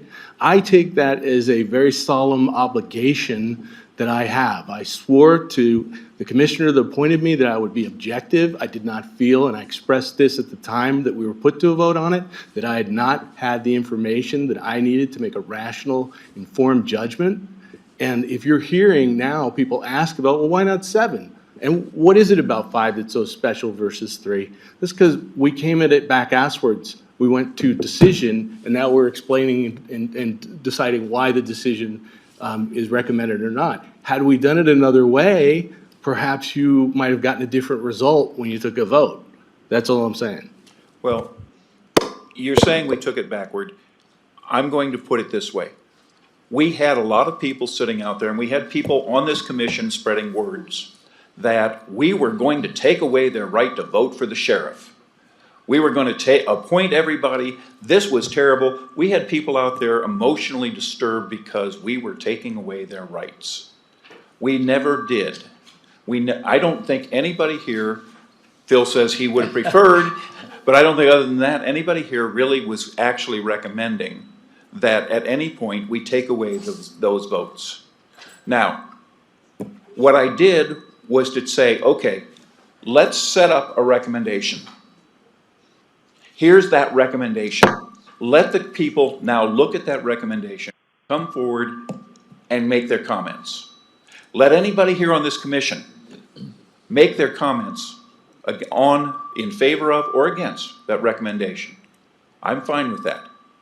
And what we do is now we're going to go, we're doing this, we're going to go and we're going to have a public hearing. After that public hearing, we're going to come back to this recommendation with the comments from the public, with the comments from members of this commission, and we're going to actually go through and say, now, is this what we still think is best? Do we want to change? Now, Kurt is just arguing 7 to try and argue against the 5, I believe. I'm sorry if I'm misstating your position there, Kurt, No, but what Dave, I'm looking Dave, at here is... I'm trying to understand. Okay, what I'm looking at here is we have something in front of us now. It's a structure. We're going to hear from the people. We're going to hear from people who hate our structure. We're going to hear from people who love our structure. We're going to hear from people who are going to give us a completely different structure. Okay? Then we get together with the benefit of all that, with the benefit of the comments, with the benefit of what we've discussed here, and we're going to go back and look at this recommendation.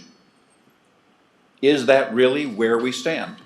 Do we think that 5 is a problem for some reason? We want 7.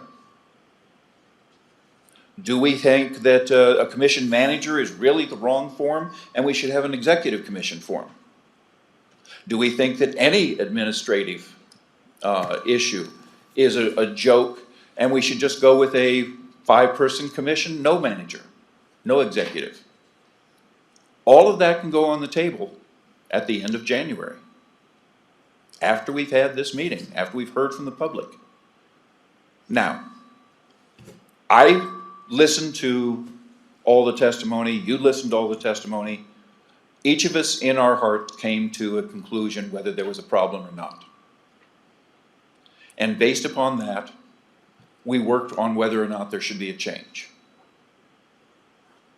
I believe there is a problem and there should be a change. Some people here don't believe there's a problem, or that if there's a problem, it's so minor we shouldn't change the form of government to deal with it. Those are valid opinions. We can come back to this after we've heard from the public, and we can look at it. Did we jump too quickly at 5? Should it be 7? Should it be 3? Should we just throw our hands up and suggest that they do a charter? As Tamara said, we suggest and put on the ballot that there should be an election for a charter commission. I don't think that's the best answer. I think that's kicking the can down the road, but it is one of the options we are facing. So I believe that, and you may think I went backward at it, I believe that it eliminated a lot of the problem by putting us in a position where we said, this is where we think we're going. Talk about it. Don't come in and tell us we can't appoint your sheriff. There was never a majority on this commission to appoint a sheriff, or a coroner, or an assessor, or a county clerk, or any of the six. That was not a majority position on this commission at any point. So to have people come in as they did during public comment and tell us, you can't take away my right to vote for the sheriff. We, the people, have a right to vote. It was a waste of their breath. It wasn't something that was going to happen. Now at least they have something that might be recommended. And if they come in and they say 5's not enough, or if people here say 5's not enough and there's valid reasoning, we can look at revising that. Go to 7. If, like I say, I mean, right now we have, what, 8 options? Executive Commission, Commission Manager, 3, 5, 7, merge, and charter. I believe that's 8, if my memory serves me, 7 or 8 options. So, when we get down to this discussion at the end of January, we will have a chance to look at the other options and to see if you guys think that I jumped too fast the wrong way, sing out. But my reasoning for it was to eliminate the emotion that wasn't meaningful. So that reasoning was not plain, first of all, throughout. Some may have perceived it. I did not personally. I was kind of hanging on the edge of my seat the whole time as we went to vote on this about because we went with the 3 or 5 commissioners and commission manager, and the whole thing about sheriff and all the other road officials was after that. So it was, many of us were hanging by the seat of our pants on it going, what's going to happen? In fact, people came up to me afterwards and expressed wow, that didn't wind up the way I thought it would, right? In terms of all these row officials. And so, maybe you were right to chart that path. I'm not going to, judge you or whatever for that, okay. And I think it is good that we had this discussion now so that the public does kind of know, those paying attention, look, this is the game plan. We had to have a target to shoot at, to go into a hearing so people could have something to comment on, and also, as you're saying, be relieved of the notion that, the row officials are still gonna be elected, and relieved of the notion that that's being yanked, in this recommendation, right? So I get it. It's just, it wasn't transparent as to the strategy here.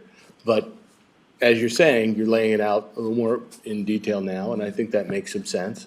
And to my point, which was, look, I would have liked more time to debated this, and I could understand the discomfort level in the room while we were doing that if it wasn't plain what our recommendation was kind of headed toward.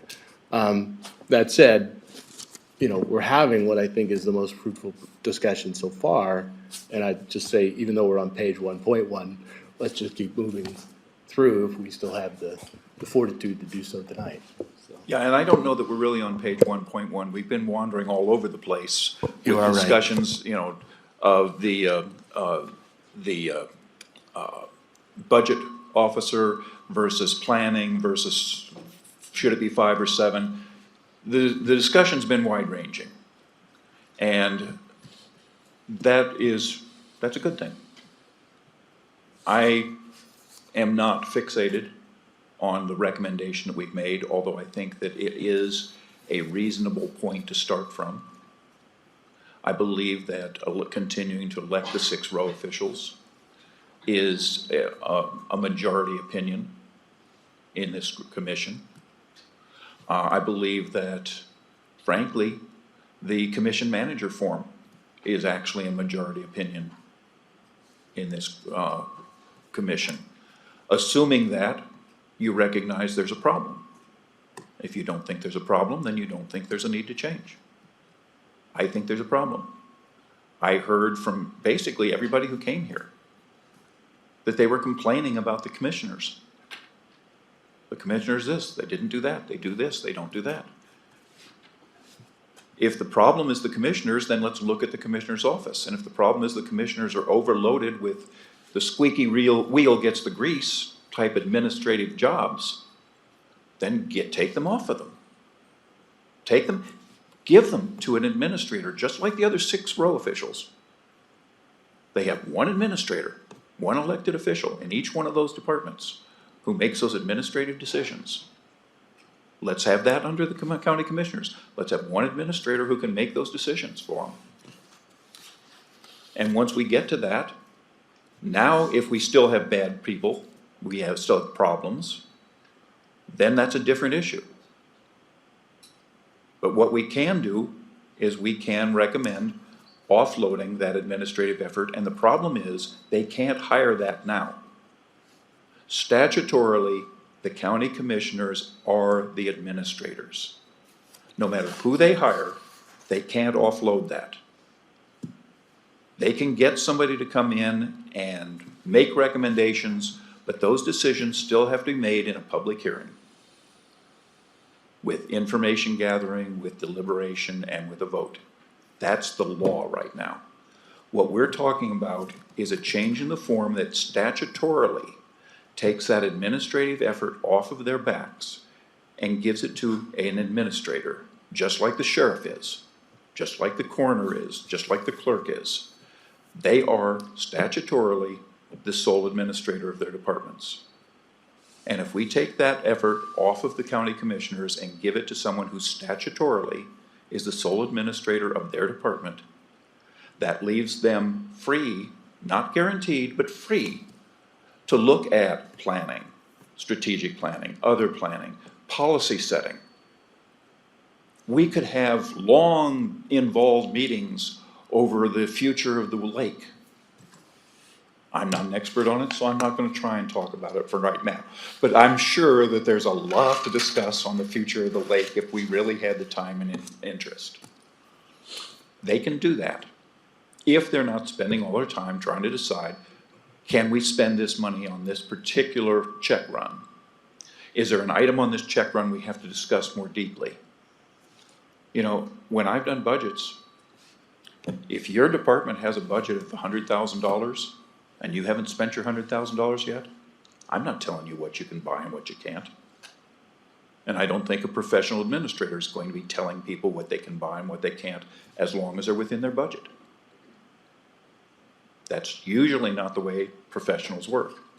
So given that type of thing, I think that there's going to be some improvements in the way this county is run if we put a professional manager in to run the county commissioner's department, or the county, however you want to phrase it, the same way that the 6 row officials run their departments.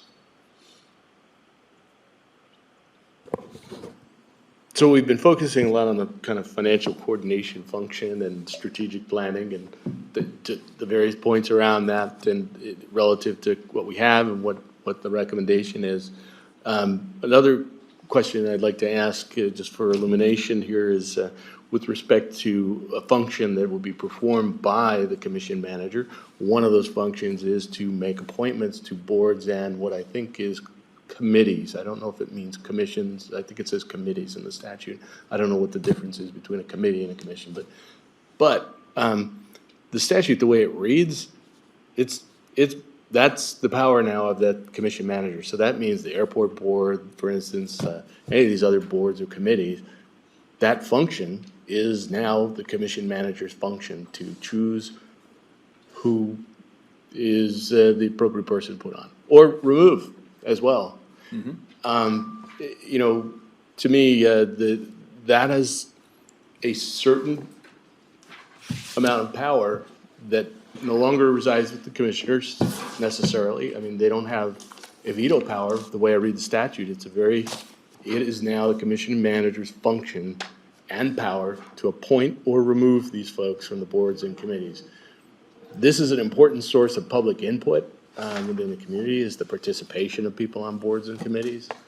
I wonder, you know, am I wrong in my view of the statute that the commissioners, I mean, the only oversight they have with respect to the commission manager in from what I can see is they can fire him, you know, or they say to him, don't like that, you know, and the guy goes, I don't want to lose my job, so I think I'll try and find people that please all the commissioners to get on these boards and commissions. I don't discount that happens, just as normal course of hierarchy, right? But it is a lot of power to hand to a commission manager to be making those type of appointments or removals. Is there something I'm missing here? Do they have a discretionary power other than just fire the commission manager? Do they have some veto power over who is proposed, who is removed, things, the commissioners, I mean? Because I noticed back in the 96 commission, I think it was, they tried to caveat that in the recommendation that they were making for what was proposed to go out to a vote, but I don't think did, but so kind of caveating that power of the commission manager, and it was like, with the advice and consent of the commissioners, he can make appointments. I don't read the statute that way. It's just absolute. It says the commission manager shall make appointments and removals. So my point here is, that's a lot of power to reside. Is there something I'm missing there? Because it seems kind of absolute, other than fire the commission manager because you don't like who we appointed or removed, or keep them. But it's not that they have oversight of the commission manager and say we get to advise and consent to who you're appointing. Statute doesn't read like that. I read the statute the same way, Brian, but what you're missing is that commission manager is appointed by and serves at the pleasure of the commissioners. And is an And employee. if I he didn't miss starts- that. I didn't miss it. It's the broader, What you were you're saying. fired or not fired. And in what you're looking at here is, yeah, he will have the statutory authority to appoint members of commissions, to appoint members of this commission. If there was one in place, he would have had the statutory authority to appoint all of these members. To appoint members to the Planning and Zoning Commission. Yes. Will he simply run away with power mad?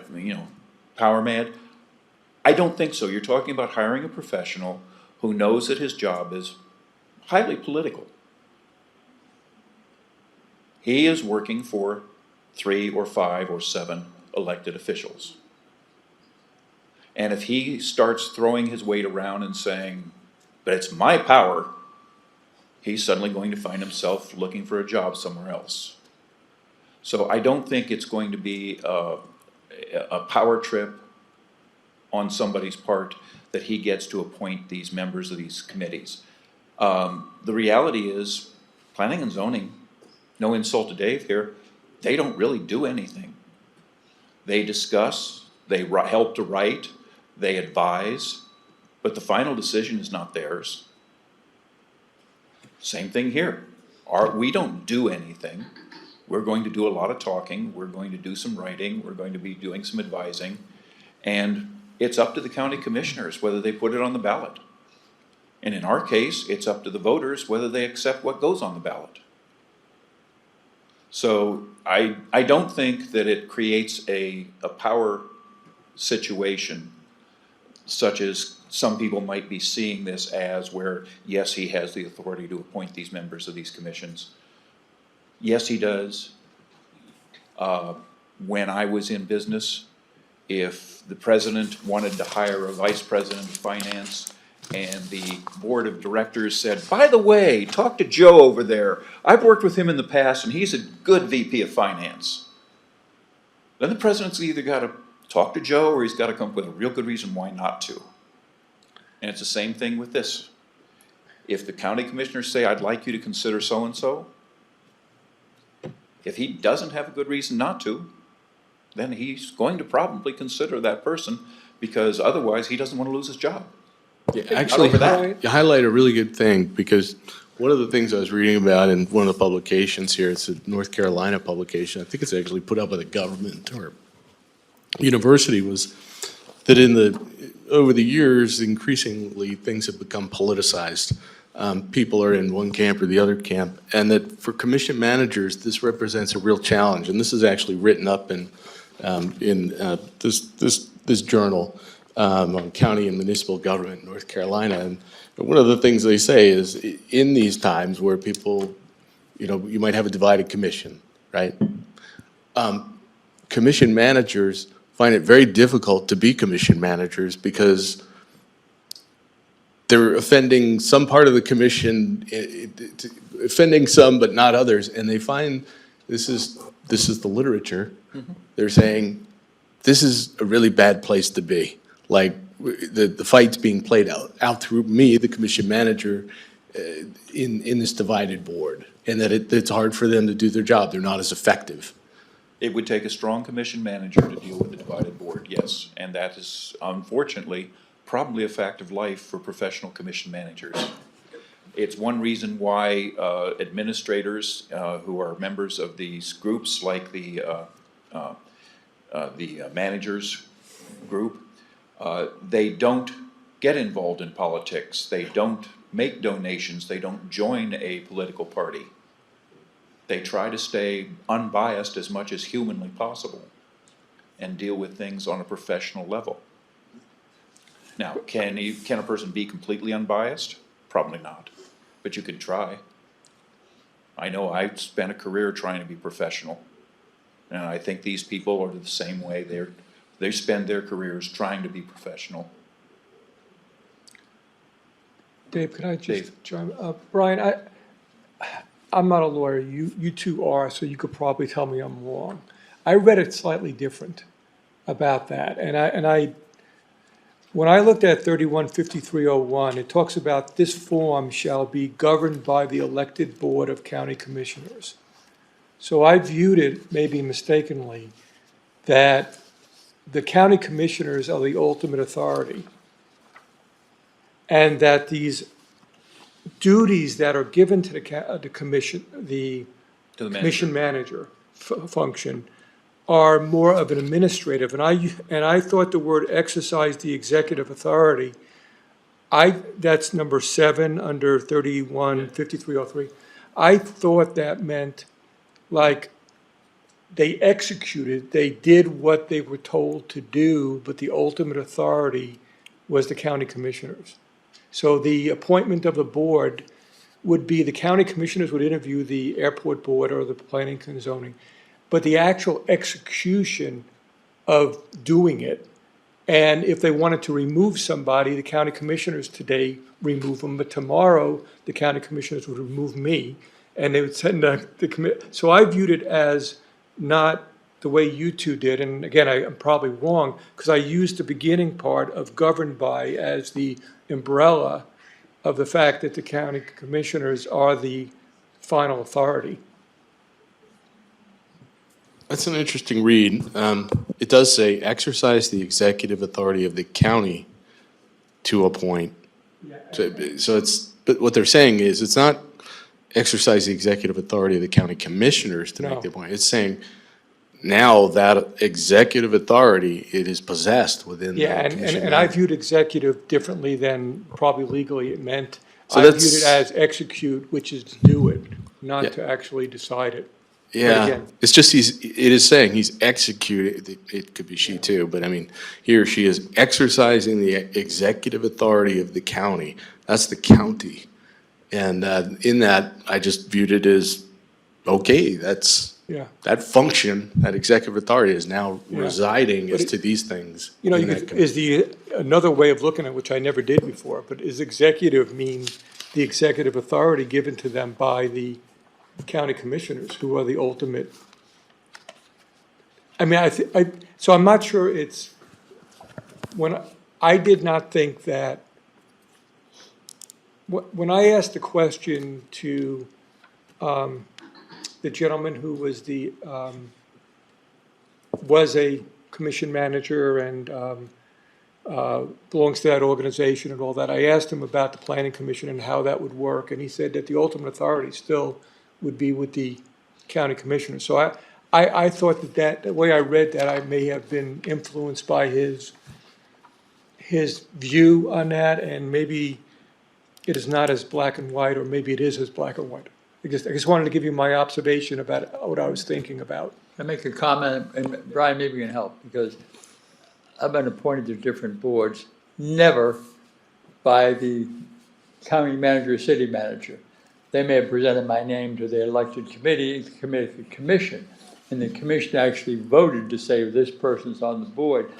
And, you know, I worked with enough lawyers, I worked in government, that you always read things differently from me, but that's okay. But I have one question.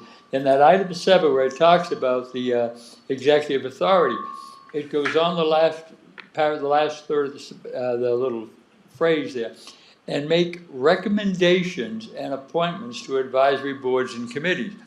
Well, if he's making, make nominations. If he's making, or she is making nominations, who are they making them to, other than the elected commissioners? Yeah, I hear what you're saying. If you could stop with just make nominations, I could see that what you're saying, which is, well, that connotes that someone has to confirm the nomination. But right, it says make nominations and appointments. And that is the whole ball of wax. It's nominate and appoint, right? So maybe it is with advice and consent of the commission. Maybe the nominations is the recommendation to the commission. But it seems to me that if you're exercising county authority and you're making the appointment, I'm not sure what to make of that. It just seems when this person can make the nomination and appointment to the advisory board and the committees. Well, to step back just a bit here from the appointments themselves and talk about exercising the executive authority, it is the purview of the county commissioners to set policy.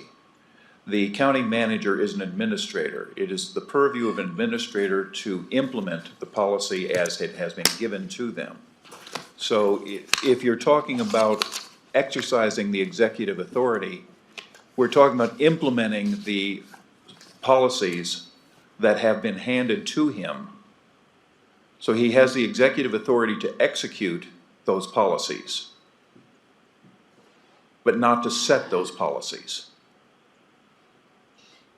So when we're now moving down from that point, and I see those as two different things. Exercising executive authority is one thing, and making appointments is something different in my mind. If he's implementing the policies that are handed down, that is the job of an executive, that's the job of an administrator.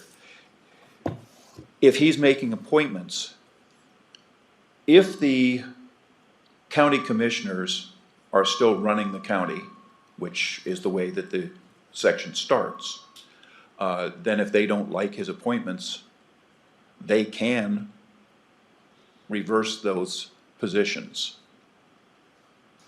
either through him or overriding him. One way or another, they can change those appointments if they want. If necessary, they can fire him, although I can't imagine any professional is going to risk his job to appoint Janice to this commission. It doesn't make sense that would be something that would be happening. But if he wanted Janice on that commission and the county commissioners didn't, he'd be finding a job, and the next person on that job would be getting rid of Janice.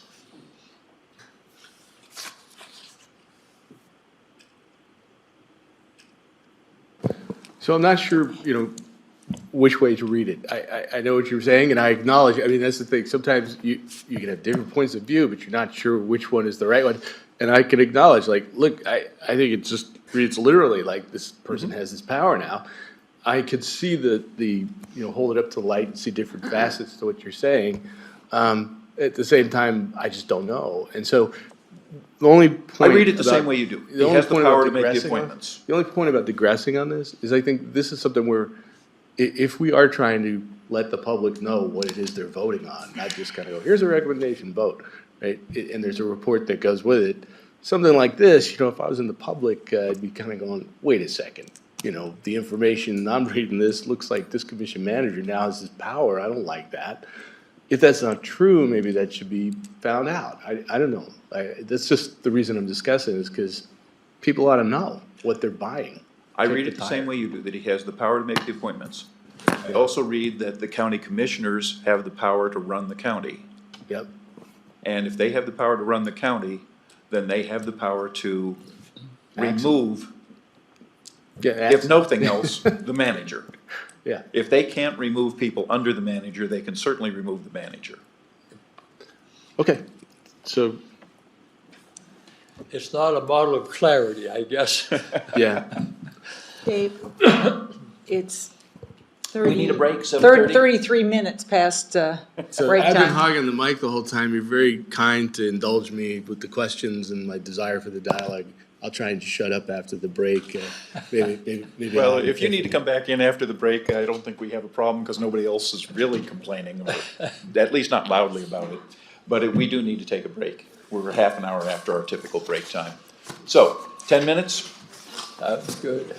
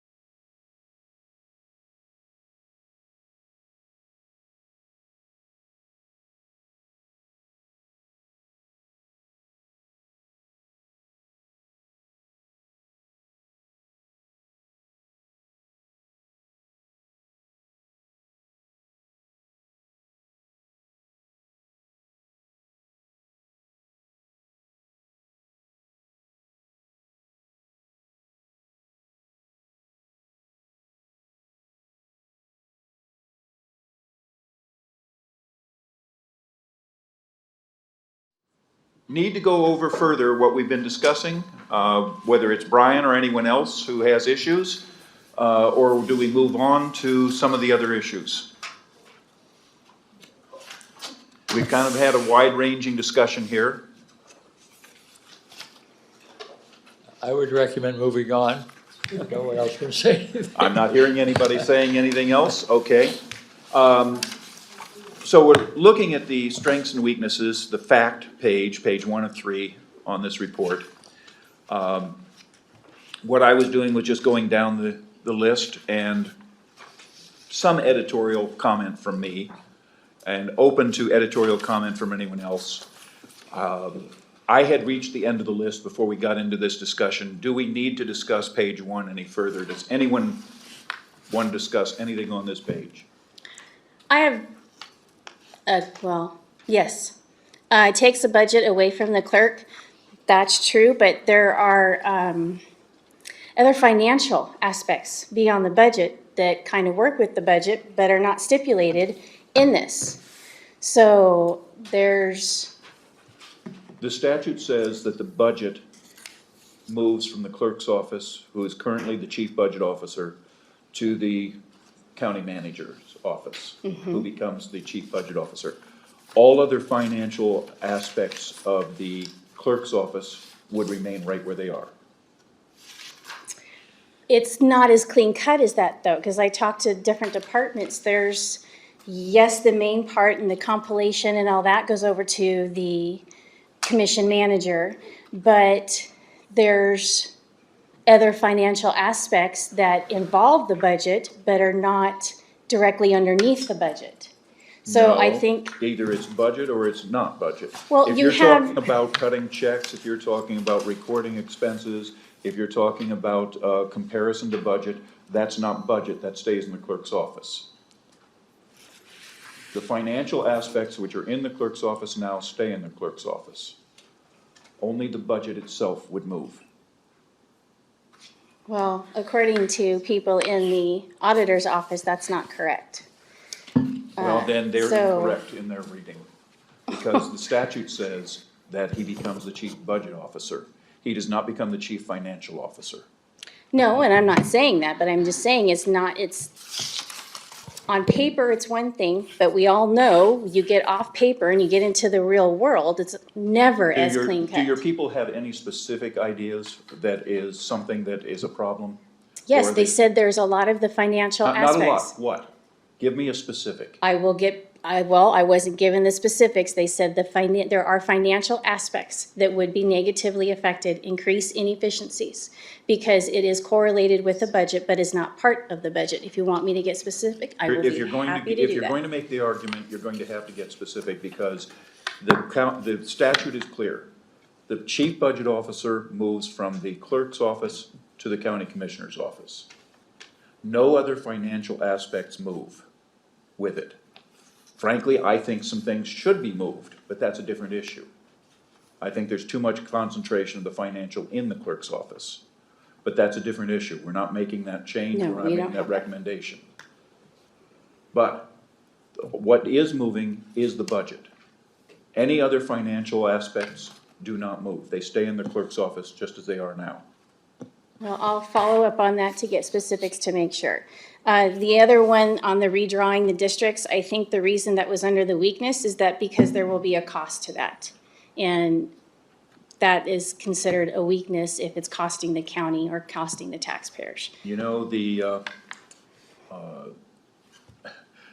North Idaho College has 5 districts. I'm Is it difficult for us to redraw for 5 districts? No. I- Is there a cost? There is probably a cost to breathing, yes, there is a cost to redrawing for 5 districts, but it's minor. Okay, well, Dave, we talked about being able to explain maybe the why behind these things. So I'm explaining the why behind it. If you Yes. disagree with it, that's fine, but it's not, don't need to be snarky on it. I'm not trying to be snarky, I'm simply saying that if you're talking about the fact that we need to redraw districts is a weakness because it's going to cost us money, the cost is going to be minimal. You don't, Well, but you don't know that, just like we talked about some of the others. And Rick- it's a, there is an aspect, if there's a weakness, that there could be a cost, because if you don't change anything, then there's no cost. If you change something, there's a cost. Actually, we had to redraw the districts anyway. Every 10 years, the districts have to be redrawn. Okay, but there's a cost to do it this way. Now, you and I are gonna agree to disagree on that. My point is, I'm just trying to explain the why. Maybe possibility that's a why. Okay. Can I ask a question on the redistricts? I know, I get it's a cost, but is there a benefit by having more districts? It goes back to the representation argument. So we don't have it as a strength, but it could actually, it is a cost, is the weakness, but it also could be a strength. If you believe in 5 commissioners are better representation. If you don't, then it's not a strength. Well, it kind of goes back to what Bryant said Yeah. and what you said, Yeah. is that there's probably arguments on both Yeah. sides, legitimate arguments on Right. both sides. It's a matter of perspective. So that's gonna be hard to, delineate it down to one thing when there are arguments for both. So Well, I get what you're saying. Yeah, and I think that's why it would, for the public, it'd be helpful to say, okay, redraw districts. Here is the cost side of the equation potential, and here is a offsetting benefit of that additional cost, if there is a cost. Well, I'm sure there is a cost to the bureaucratic process of drawing districts. Somebody has to sit down with a map and some kind of population estimates within that map and try and match out a district such that 5 districts have approximately the same population. That's statute, I believe, but they have to be balanced and have roughly the same population. So somebody has to do that, and yes, that's gonna cost a few bucks to do that. I don't see that as being a weakness personally. Tamara does see that as being a weakness. That's where I say, we can agree to disagree on some of this stuff. It is, We are it's going a to statutory fact, and so it is kind of on the weakness side. I'm trying to recall why, but it's just kind of a fact, and either you view it as that's a strength or that's a weakness. There's opinion to some aspect of that fact about how it's applied. My devious mind works another way, which is when I say redraw the districts, and this is more opinion, it's not in the fact column, maybe I'll wait for this thunder, but it's according to population. And so in my spare moments, I've just been looking at the county map of the current districts and the populations within each one and just trying to rejigger them so that how could I jigger this in a way that would eliminate people in the rural areas from having a real say in electing 5? How could I cut this up into 5 and ensure that the cities control the election of commissioners versus the rural areas? But that's my devious mind. That's how I think about it, so it's opinion. And that's probably why I'm a lawyer. Well, we all know the situations where a district is drawn such that there's a line down the middle of the road which runs 10 miles down the road and picks up one house 10 miles away to put that one house in a district. That's why I said it was opinion. So it falls it either happens. way, depending on who benefits or who gets, whose ox gets gored. But I just point that out because I do think it falls into opinion. It's something people would probably consider, as any redistricting, right? And if And I'm the not commissioners mistaken, get to decide it. I'm not really up on it, but I understand that a redistrict was just challenged in court because they didn't think that the redistricting Yeah. was fair. There's 3, I think it's 3 lawsuits. That's kind of the statewide for congressional and legislative districts within the state. But this one, I'm not sure whether the same legal standards apply exactly because the statute as to redistricting for purposes of commissioners just says based on population. And the authority to do it falls to the commissioners to decide it when they first convene in the January after their election. So you may have new commissioners depending, but it's a power within the commissioner's hands to do the redistricting based on population. Yes. And the rest is just my devious mind thinking, how could I jigger that in a way that gets me to something I want one way or the other? It has But happened. the election is based on the county vote Yeah, anyway. that's what I was. Yeah, that's right, because it's, what do you call Yeah. it? The At election's large? Yeah, so At large? they can jigger it any way they want, but the total county citizens will vote on all 5 people. That's a good point. The only effect Yep. of the districting is you have to live in a district 1 through 5 to run for that position. But you don't get elected by that district. So to answer your question. Right, so the more everybody people we votes for have in all the 5, urban, right? Everybody votes the for all fewer 5. power we have in Right. the county to elect those 5 positions. Right, everyone votes for all 5, but those 5 are each drawn from a distinct district of equal or roughly equal population. Right. So the deviousness, I could just put that away and just say, well, that can't happen. Well, if you look at the districts that they've got They'll right find a now, way. you know, one of them is the mountains from the northern end of the border all the way to the southern border. So, Well, Ada County was complaining bitterly about how Ada County, to meet the population and equal representation, I guess, they're complaining bitterly in these suits about how that had been broken up for legislative purposes. And because the population, the way they figure the population, they've got like too many to fit within equal districts within a certain percentage, which is the legal percentage they have to have a boundary on. And that's what was going on, so they had to split some of Ada and put them in other existing districts, and that's the source of bitter cross complaint. county lines was part of the lawsuit there. Yeah, and it mixes into other counties because they had to meet this percentage boundary they had. So anyway, I digress. Yeah, yes, whenever districts are drawn, they can be messed with. But I don't think that's necessarily going to be one of the things we have to concern ourselves with. We have to concern ourselves with that, whether we have 3 commissioners or 5 commissioners or 7 commissioners. It's still possible for somebody to play games with the districts. But it's at large. But the election itself is at large and has to remain at large. That is something that would require action of the state legislature to change. So, anything else on page 1? Moving to page 2, these are opinions. Given the fact that these are all opinions, I can guarantee you that, as they say, if we have 9 people here, we have 11 opinions. So let's not get into the weeds on these particular ones. Some of them will be considered strengths by some will be considered weaknesses by others, and some will be considered neither. So we can assume that that's going to be the start right now. Some of them I disagree with the premise, and I'm not sure that we necessarily want to get into a lot of discussion of that right now. But the current form, the strengths prevent micromanagement of elected, BOCC stays busy, less time for overreach. Ain't broke, don't fix it isn't really an argument. Full-time commissioners, BOCC has efficient decision-making process and quicker responses to emergencies. Those are supposedly the strengths of the current form. The weaknesses of the current form, direction the BOCC can change in every election. Administrative duties are burdensome and impair strategic planning. Lack of professionally trained management.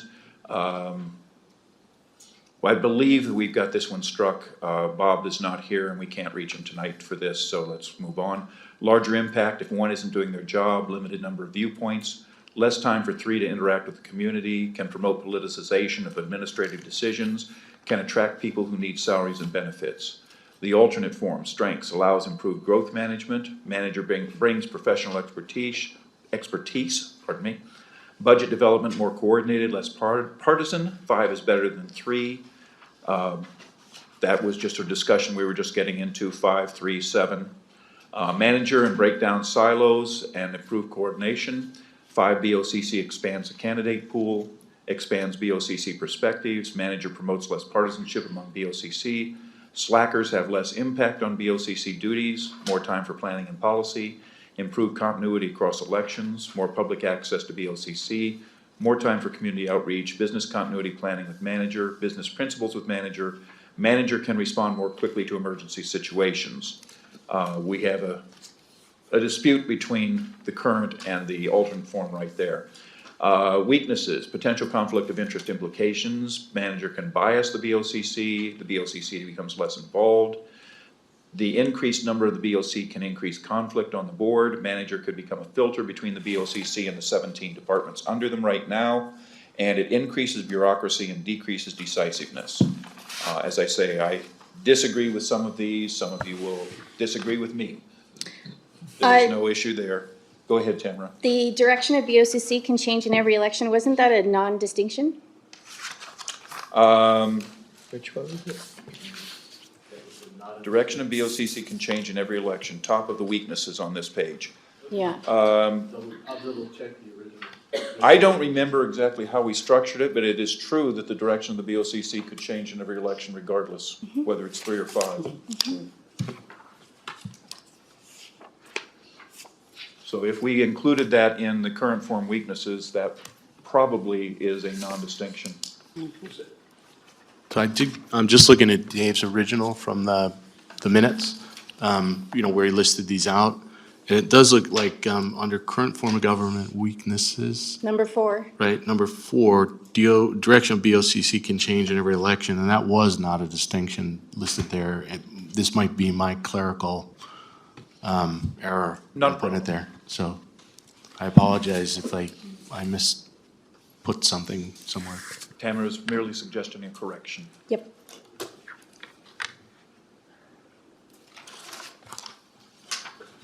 And Dave, I'll make the change when I was already gonna send you that supplemental on this, so I'll take care of that as well. Further discussion on page 2? We might get out of here in time to get some restaurants before they close. No, too late now. They just closed. Okay, page 3. Well, actually, do we need to discuss items that are not distinctions? I don't believe so, because I don't see non-distinctions going into the report. Like I said earlier, I think it would be okay to put them in the report to say these are things we thought about, but we don't think they're a distinction. Whether we need to debate them tonight, I don't think so, because we recognize they're not a distinction. I'm just saying, in terms of the report, I think honorable mention of them might be good in characterization. Possibility. Not something that anybody's going to be making a decision on whether they vote for or against it, but yes, we did consider this, and it doesn't change between the two forms. But again, I don't think we need to, unless people disagree, I don't think we need to, spend time talking about it tonight. No, I don't see a lot of time talking about it tonight or any other time, frankly, if it's not a distinction. Brian? One of the few areas we agree, I think, that these distinctions aren't going to make much. Adequate checks and balances, if we agree that the checks and balances exist right now because of the silos, that doesn't change because the silos don't change. So the non-distinctions, they're kind of moot. They're kind of moot. I agree. We don't really waste a lot of time on them. With that, let's talk about whether or not there is anything further to discuss on this sheet. Tamara? I think the unknown should be in there, because I've had a lot of questions on all of these things. It is a legitimate concern, a lot of these for the people, and if this is for the benefit of the people, kind of to the point of not a distinction, we've talked about these things. We cannot give maybe a dollar figure, whatever, and probably there are obviously two sides, two trains of thought on these. But again, for full transparency, if these are things that have come up, they should be stipulated in there. Well, the reason they're in is unknowns, and the reason that I wasn't going to really get into discussing them tonight, if we need to, we can, is because we have no authority to recommend on these issues. These issues are outside our purview. If you want to talk about 3 being cheaper or more expensive than 5, it really depends on what the county commissioners decide to do with their pay. Well, I like what If you have 3 commissioners and $95,000 a year, that's what, $285,000. If you have 5 commissioners at $12,000 a year, that's $60,000. 3 was not cheaper than 5. Well, but both Nancy sat there and said that the likelihood of them cutting back their salaries by 90% was not likely. So, no, That- and I'm not talking about that. I like what Dave said last week, that there could be, or we have a discussion of unintended consequences and that there could be costs. If you're hiring a commission manager, there will be a cost. And that Yes. will be a taxpayer cost. So there is a cost to this form of government. And city councils tend to get $18,000 a year for their jobs because they have a city manager who does most of the work. Okay? And that's fine, but- And in the counties that Kristen was talking to, she saw the same thing. They were getting $12,000 to $18,000 a year for their commissioners because they had a manager who was doing most of the work. And most of them didn't even get benefits. This was a service job. Did they stipulate their salaries? Did they, or was there a governing body that, outside of them, that? Well, The county commissioners set their own county salary. commissioners under that form, realized or were, I think they have a different focus in approaching county government in these counties. And that is your county commissioners, your governing board, they're part-time. Sometimes, some of them were retired, some of them were retired, some of them had full-time jobs. But they felt that it was, they were able to give back to the community. And so it was a service position. With that $12,000 per year, if they want to buy their own health care, fine. But it was interesting because we consider ourselves a conservative county. And what I heard from more than one was, we are a very conservative county, and therefore our commissioners realized that they should limit their salary and they should not be paying themselves benefits either, because they are serving the community. It's a true servant leader type position. It's a mentality that perhaps we don't have here. Unfortunately, I guess if we would move toward this and the voters would call it in, and you had 5 commissioners and they all decided that they were going to get that kind of salary, I would hope that they would be running on what they were planning to do, and that the citizens would be asking them what they planned to do, and that the citizens would not elect someone who felt it was appropriate to get $95,000 a year and benefits and offload all of their administrative function. But could they do it? Yes. Mm-hmm. We keep saying we have the best elected officials anywhere. Well, I would expect our elected officials to do the right thing for the county. If you were one of the elected officials, Tamara, would you like to run on, instead of getting $12,000 a year, I want to get $95,000 plus another $50,000 in benefits?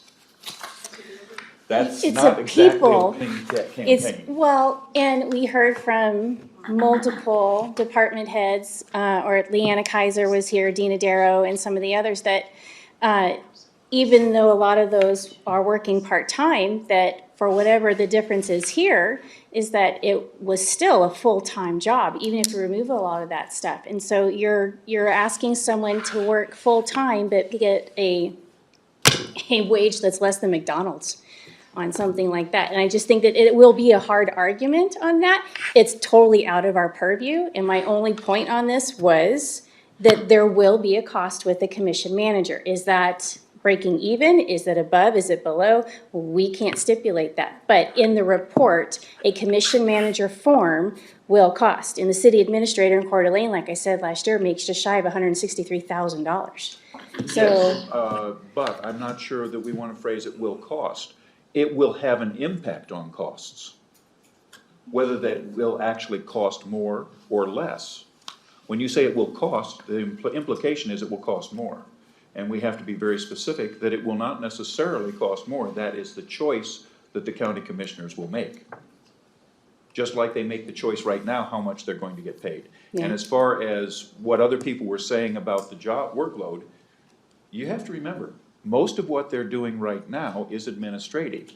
Most of the people who were sitting in front of us didn't know the administrative load versus the policy-making load and the legislative load. So when they're saying it's still a full-time job, they don't really know what they're talking about in another office. They're making an assumption. Well, Leanna Kaiser does. She's the supervisor for the BOCC, and that's what she said. And Leanna Kaiser is not taking into account the fact that they're not going to be making administrative decisions. If I, could I just Dave? add something? We're not going to have an answer to this No, we're question. not. Right. However, I think it's important when we do maybe meet next time, is to talk about how we should be doing this report. Because I do believe personally myself, it's important to address cost as an unknown in the report. And to explain that we don't know, it's out of our scope. The county commissioners, my experience with getting a chief of staff type of function, there's reorganizations to go on, you actually could be reducing headcount in one area, there's efficiencies in other areas. We don't know if it's gonna go up, down, or stay the same. But I think, Tamara, if I'm hearing correctly, you wanna at least address that it's an issue that voters should consider. And they could make their own decision based on what they think the county commissioners will or will not be doing. So I think that's fair, but I think there's gonna be several of these issues, like representation and others, where there's gonna be different views on whether it's good or bad. And again, the report is to help the voters make an educated decision on whether to approve or reject the recommendation. So the more we could be, not writing a 400-page document, but the more we can go and be explaining in a very distinct manner how we came to these conclusions would be helpful for them. Yeah, as far as this is concerned, we have seen in other reports where they have secondary recommendations or additional recommendations or whatever they call them. We can make additional recommendations that are not recommendations that will appear on the ballot. So it is possible for us to make a recommendation that if you are losing 70–80% of your workload, which is the administrative effort, which is disappearing, maybe you should lose 70–80% of the salary. And then when this goes on the ballot, let's just say this is on the ballot next November, okay, for the sake of argument. Whoever's running for office, there will be 2 offices on that same ballot.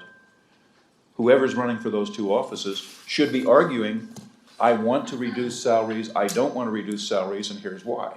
And that gives the option to the voters to choose somebody who is either going to maintain $95,000 a year salaries or increase them, or put somebody in who's going to drop it to an $18,000 a year salary.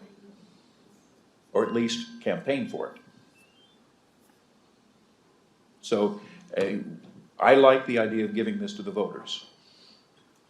Yes. And let the voters decide what they want. Yeah, as much information as possible. I think that's what they want to know. But not misinformation. No. And I like what Dave said last week on how he phrased it, and similar somewhat tonight, but last week was really good about how this could be an unknown, but the voters need to be aware that there will be an impact on cost, to what you said earlier, and there absolutely will be an impact on cost. Up or down, we don't know, but there will be an impact. You're hiring potentially, or you're electing 2 more people, regardless of salary up or down, you're hiring. And if you hire the commission manager, they're gonna need a backup, because if they're not there and there's a problem, the county would come to a screeching halt, because there's no backup for them to be able to help make those decisions. All of these positions have a deputy. You're gonna have to have some person there who's able to carry on, otherwise this person will never get a day off, never get a vacation, have a family emergency. We're not being able to solve administrative issues anymore. So there will be a cost, impact to cost. I would disagree with you that they have to have a chief deputy, but one way or the other, there will be an impact on cost, up or down. Yes. And that's what Dave was saying last week, that needs to be in the report. The 1996 report had cost as one of their formative arguments. They didn't back it up in any way, but cost was an issue, and cost is an issue to the taxpayers. If we don't address it in some manner to let them know we've had discussions, there obviously are possible disagreements or viewpoints on it, but they need to have the information to say, okay, yeah, what is it? I get asked that all the time. What does this mean? I And was asked it unfortunately, tonight. that's not So- something we can answer, it's something county commissioners are going to answer. an Whoever's extent. elected next November will answer that question. But I do think, again, it goes back to cost and value. Okay? If you believe, like I do, that having a manager will bring value to the county, that will give us some kind of planning, some kind of administrative efficiencies, better planning from strategic planning. If you believe all those things, and that may save the county money, we don't know. How much money would we have saved if we had a compensation plan that would have reduced our attrition rate in the county? Don't know. How much money would we have saved if, instead of building a brand-new building, if we would have 10 years ago started talking about maybe being more efficient, having the investing every year in technology to have the sheriff's department not have a big room with all the paper, but have the ability to automate that and scan stuff? Could we have saved money? So this is why the report is, there is a cost, but the value, at least the way I see it, is that we may operate more efficiently and we may have more long-term planning that will save money down the road. Will it happen? I don't know. But that's the argument I would make. Somebody else would make another argument that the savings wouldn't be there. It's going to be interesting to write this report, whoever the 3 people are going to be doing that, or 5 people, whatever the number is. Further discussion on this subject?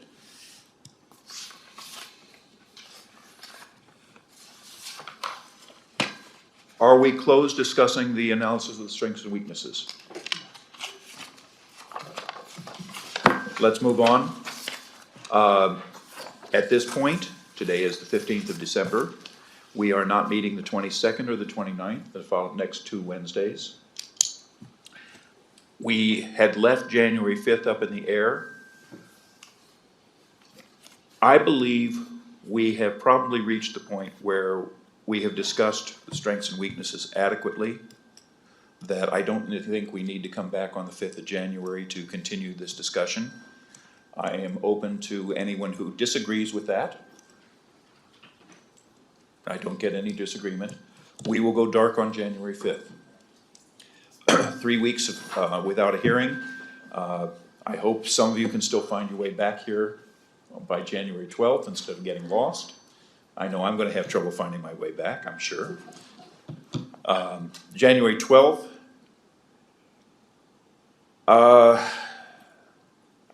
I believe a short discussion on strengths and weaknesses and a discussion of the format of the public hearing would be appropriate.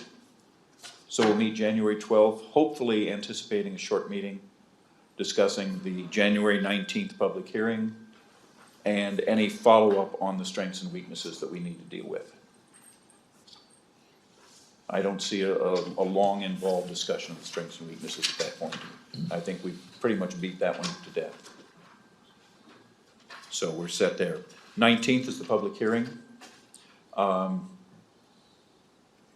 would like to get the hearing done in one night if possible. I do not want to see us try to make this hearing go over for another week after that. So I would like to bring the people in, let them speak, and if we have to stay a little late, I would rather do that than try to bring this over to the 26th. Okay, that's my personal preference, and I'm not hearing anybody really disagreeing with that. No. So that will be the whole, let's just say the objective will be to complete the public hearing in one night on January 19th. Dave, did you see Nancy's email about notice? Yes. Okay. I sent back an email to her saying that I thought this had been noticed already. I don't, yeah. I'm not sure. Yeah. Jonathan, has this been noticed, the 19th? The 19th, we're waiting to hear the final word from y'all. We have a draft written up for a public notice. We reached out to Officially, the 19th is the public hearing. Okay. So we just need to decide when you all want to when you all want to We should have already posted the, report, the recommendation. It is. Because we voted on that last week, that should be posted. And we should be posting the, notice of January 19th as the hearing. Yeah, but the question is, when do you wanna post the notice to the public? That's why we went to legal to verify. Post it tomorrow. Okay. There's no reason for us, I understand legal saying we could notice that within 5 days. There's no reason for us to wait until the 14th of January to notice it. Let's notice it now, let people get ready for it. Can I Dave? make a recommendation that part of this whole thing is, and the county commissioners have done this in the past, can we just get an agenda for the meeting on the 19th and post that online with the summary recommendation, both things online and the county website? So when the press release goes out, the actual notice is the agenda. Because it really, when you look at notice, a lot of times it's a notice, but it's also the agenda. And again, you're right, 5 days or, this is actually a special meeting, I guess. Yeah. I just think that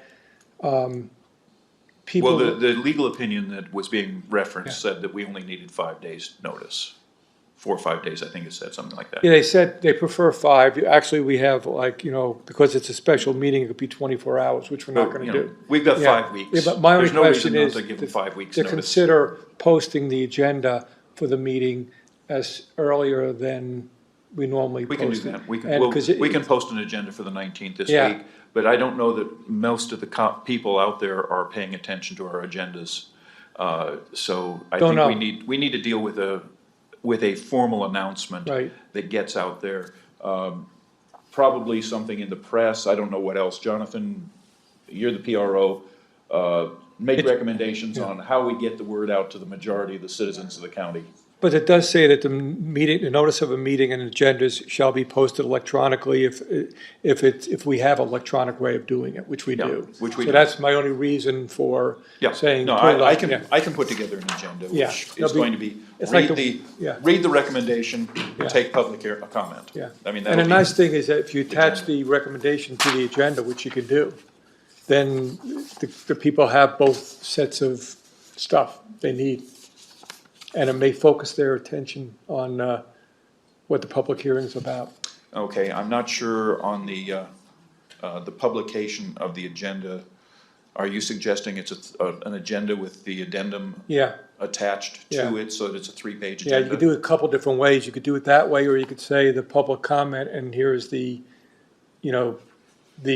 way. But it's a cleaner way of doing it, to keep it separate, is have the agenda, and then on the topic of what for the public comment will be on this item, and you just put it right under it. And as long as it's one document, it can go on the county website. They can't put 2 separate documents, but since they're both Word documents, you could do that. Okay, I believe Nancy's the one who's doing the publishing right now. Okay. Posting everything right now because of the change in staffing.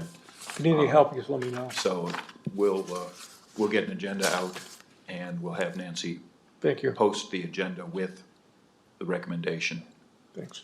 And And then the press release. and just- then whatever else we can do to get things out, get the word out to as many people as possible. Yes, Jonathan? The main 3 things would be social media, our website, and the press. That's the 3 main channels that we put the word out. We'll do all 3.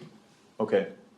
And let's try to do that sooner rather than later. I mean, if we get it this week, it's not done until next week, the world's not gonna end, but we wanna get the notice out there so that people can start planning, deciding not to take their vacation on January 19th like they were going to otherwise, so they can come in and give us grief. But, yeah, let's get that notice out there, make sure that the recommendation is published, make sure that the notice is published, and then, whatever you wanna do as far as a press release for the press, however you wanna handle, I don't do social media, so I'm not even gonna recommend that. However you do social media, go for it and get the publication out there. So we'll be releasing a legal notice and putting it in the paper. Okay. With that, will you be including a copy of the recommendation? No. It might not be a bad idea to do a press release giving them a copy of the recommendation. then it's up to them whether they publish it or not. We could, in addition to the legal notice, we could do a press release with the recommendation. That works. Or we could maybe put it on our website and then put a link to the recommendation and put that, for more information for this, the recommendation, you can do it here on our website. That will link both social media and paper to go there. I like that, but I think for certain Luddites like myself, it might not be a bad idea to give the copy of the recommendation to the press. They have the option of publishing it or not, but rather than just a link, let them decide if they want to publish it or not. I think it's important for as many people as possible to see it. And so however you make it, the easier it is, I mean, flood the airways with it, flood the paper with it. I mean, make sure we want folks to come to the public hearing. We want them to be informed when they come so that they know that we're not back where we were 3 months ago. And I think that would make it a lot better for folks. Yeah. Is there a reason for just one newspaper? I thought I heard one, but I mean, is there like the spokesman? Does that make any sense, putting in two, or? Well, I think there's actually two even the- versions, the Coeur d'Alene and the Post Falls Press, if my memory serves me. But I think if we send it to, I think it's the same paper. Because not everybody As gets far the as Coeur the d'Alene Press. Spokane, I'm not sure that one is necessarily part of our area, but we could do, the press release could go to them too, and they could decide whether their readers Yeah, would be I think it interested. should go to them. They can decide, and because not everybody gets the Coeur d'Alene Press. I certainly don't.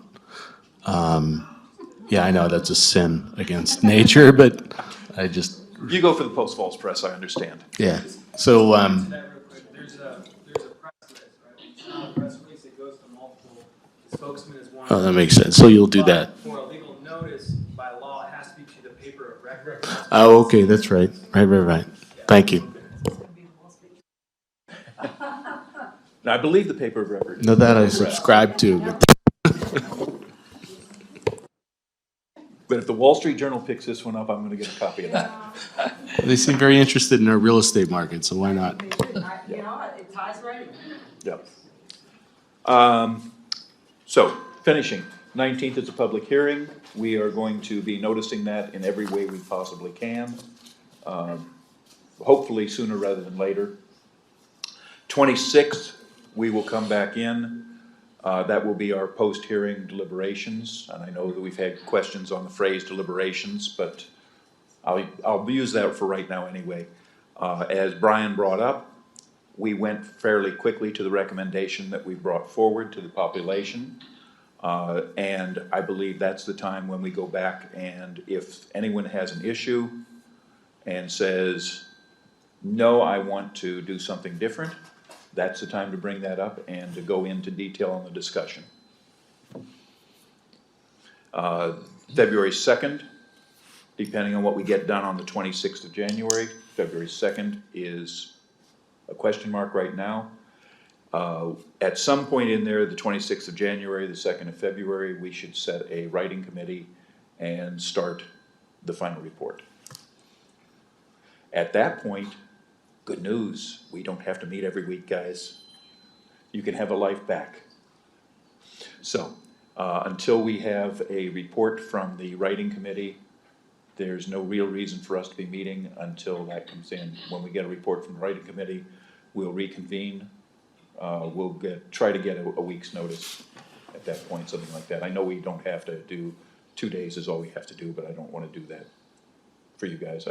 I'd sooner give you a week's notice if we can, when we're gonna get the report, and then we meet on the final report for discussions. Anything I've missed? Any discussion? Questions, challenges? Issues? Okay, can I have a motion to adjourn? I make a motion to adjourn. I already made that motion. But you were out of order then, we hadn't met for 10 minutes. For a second. Oh, Tamara said, okay, I think you had a half dozen seconds. yeah. We're gone? Yeah. We're gone. 8:30, what do you got, 8:31 there? Yes, I have 8:31.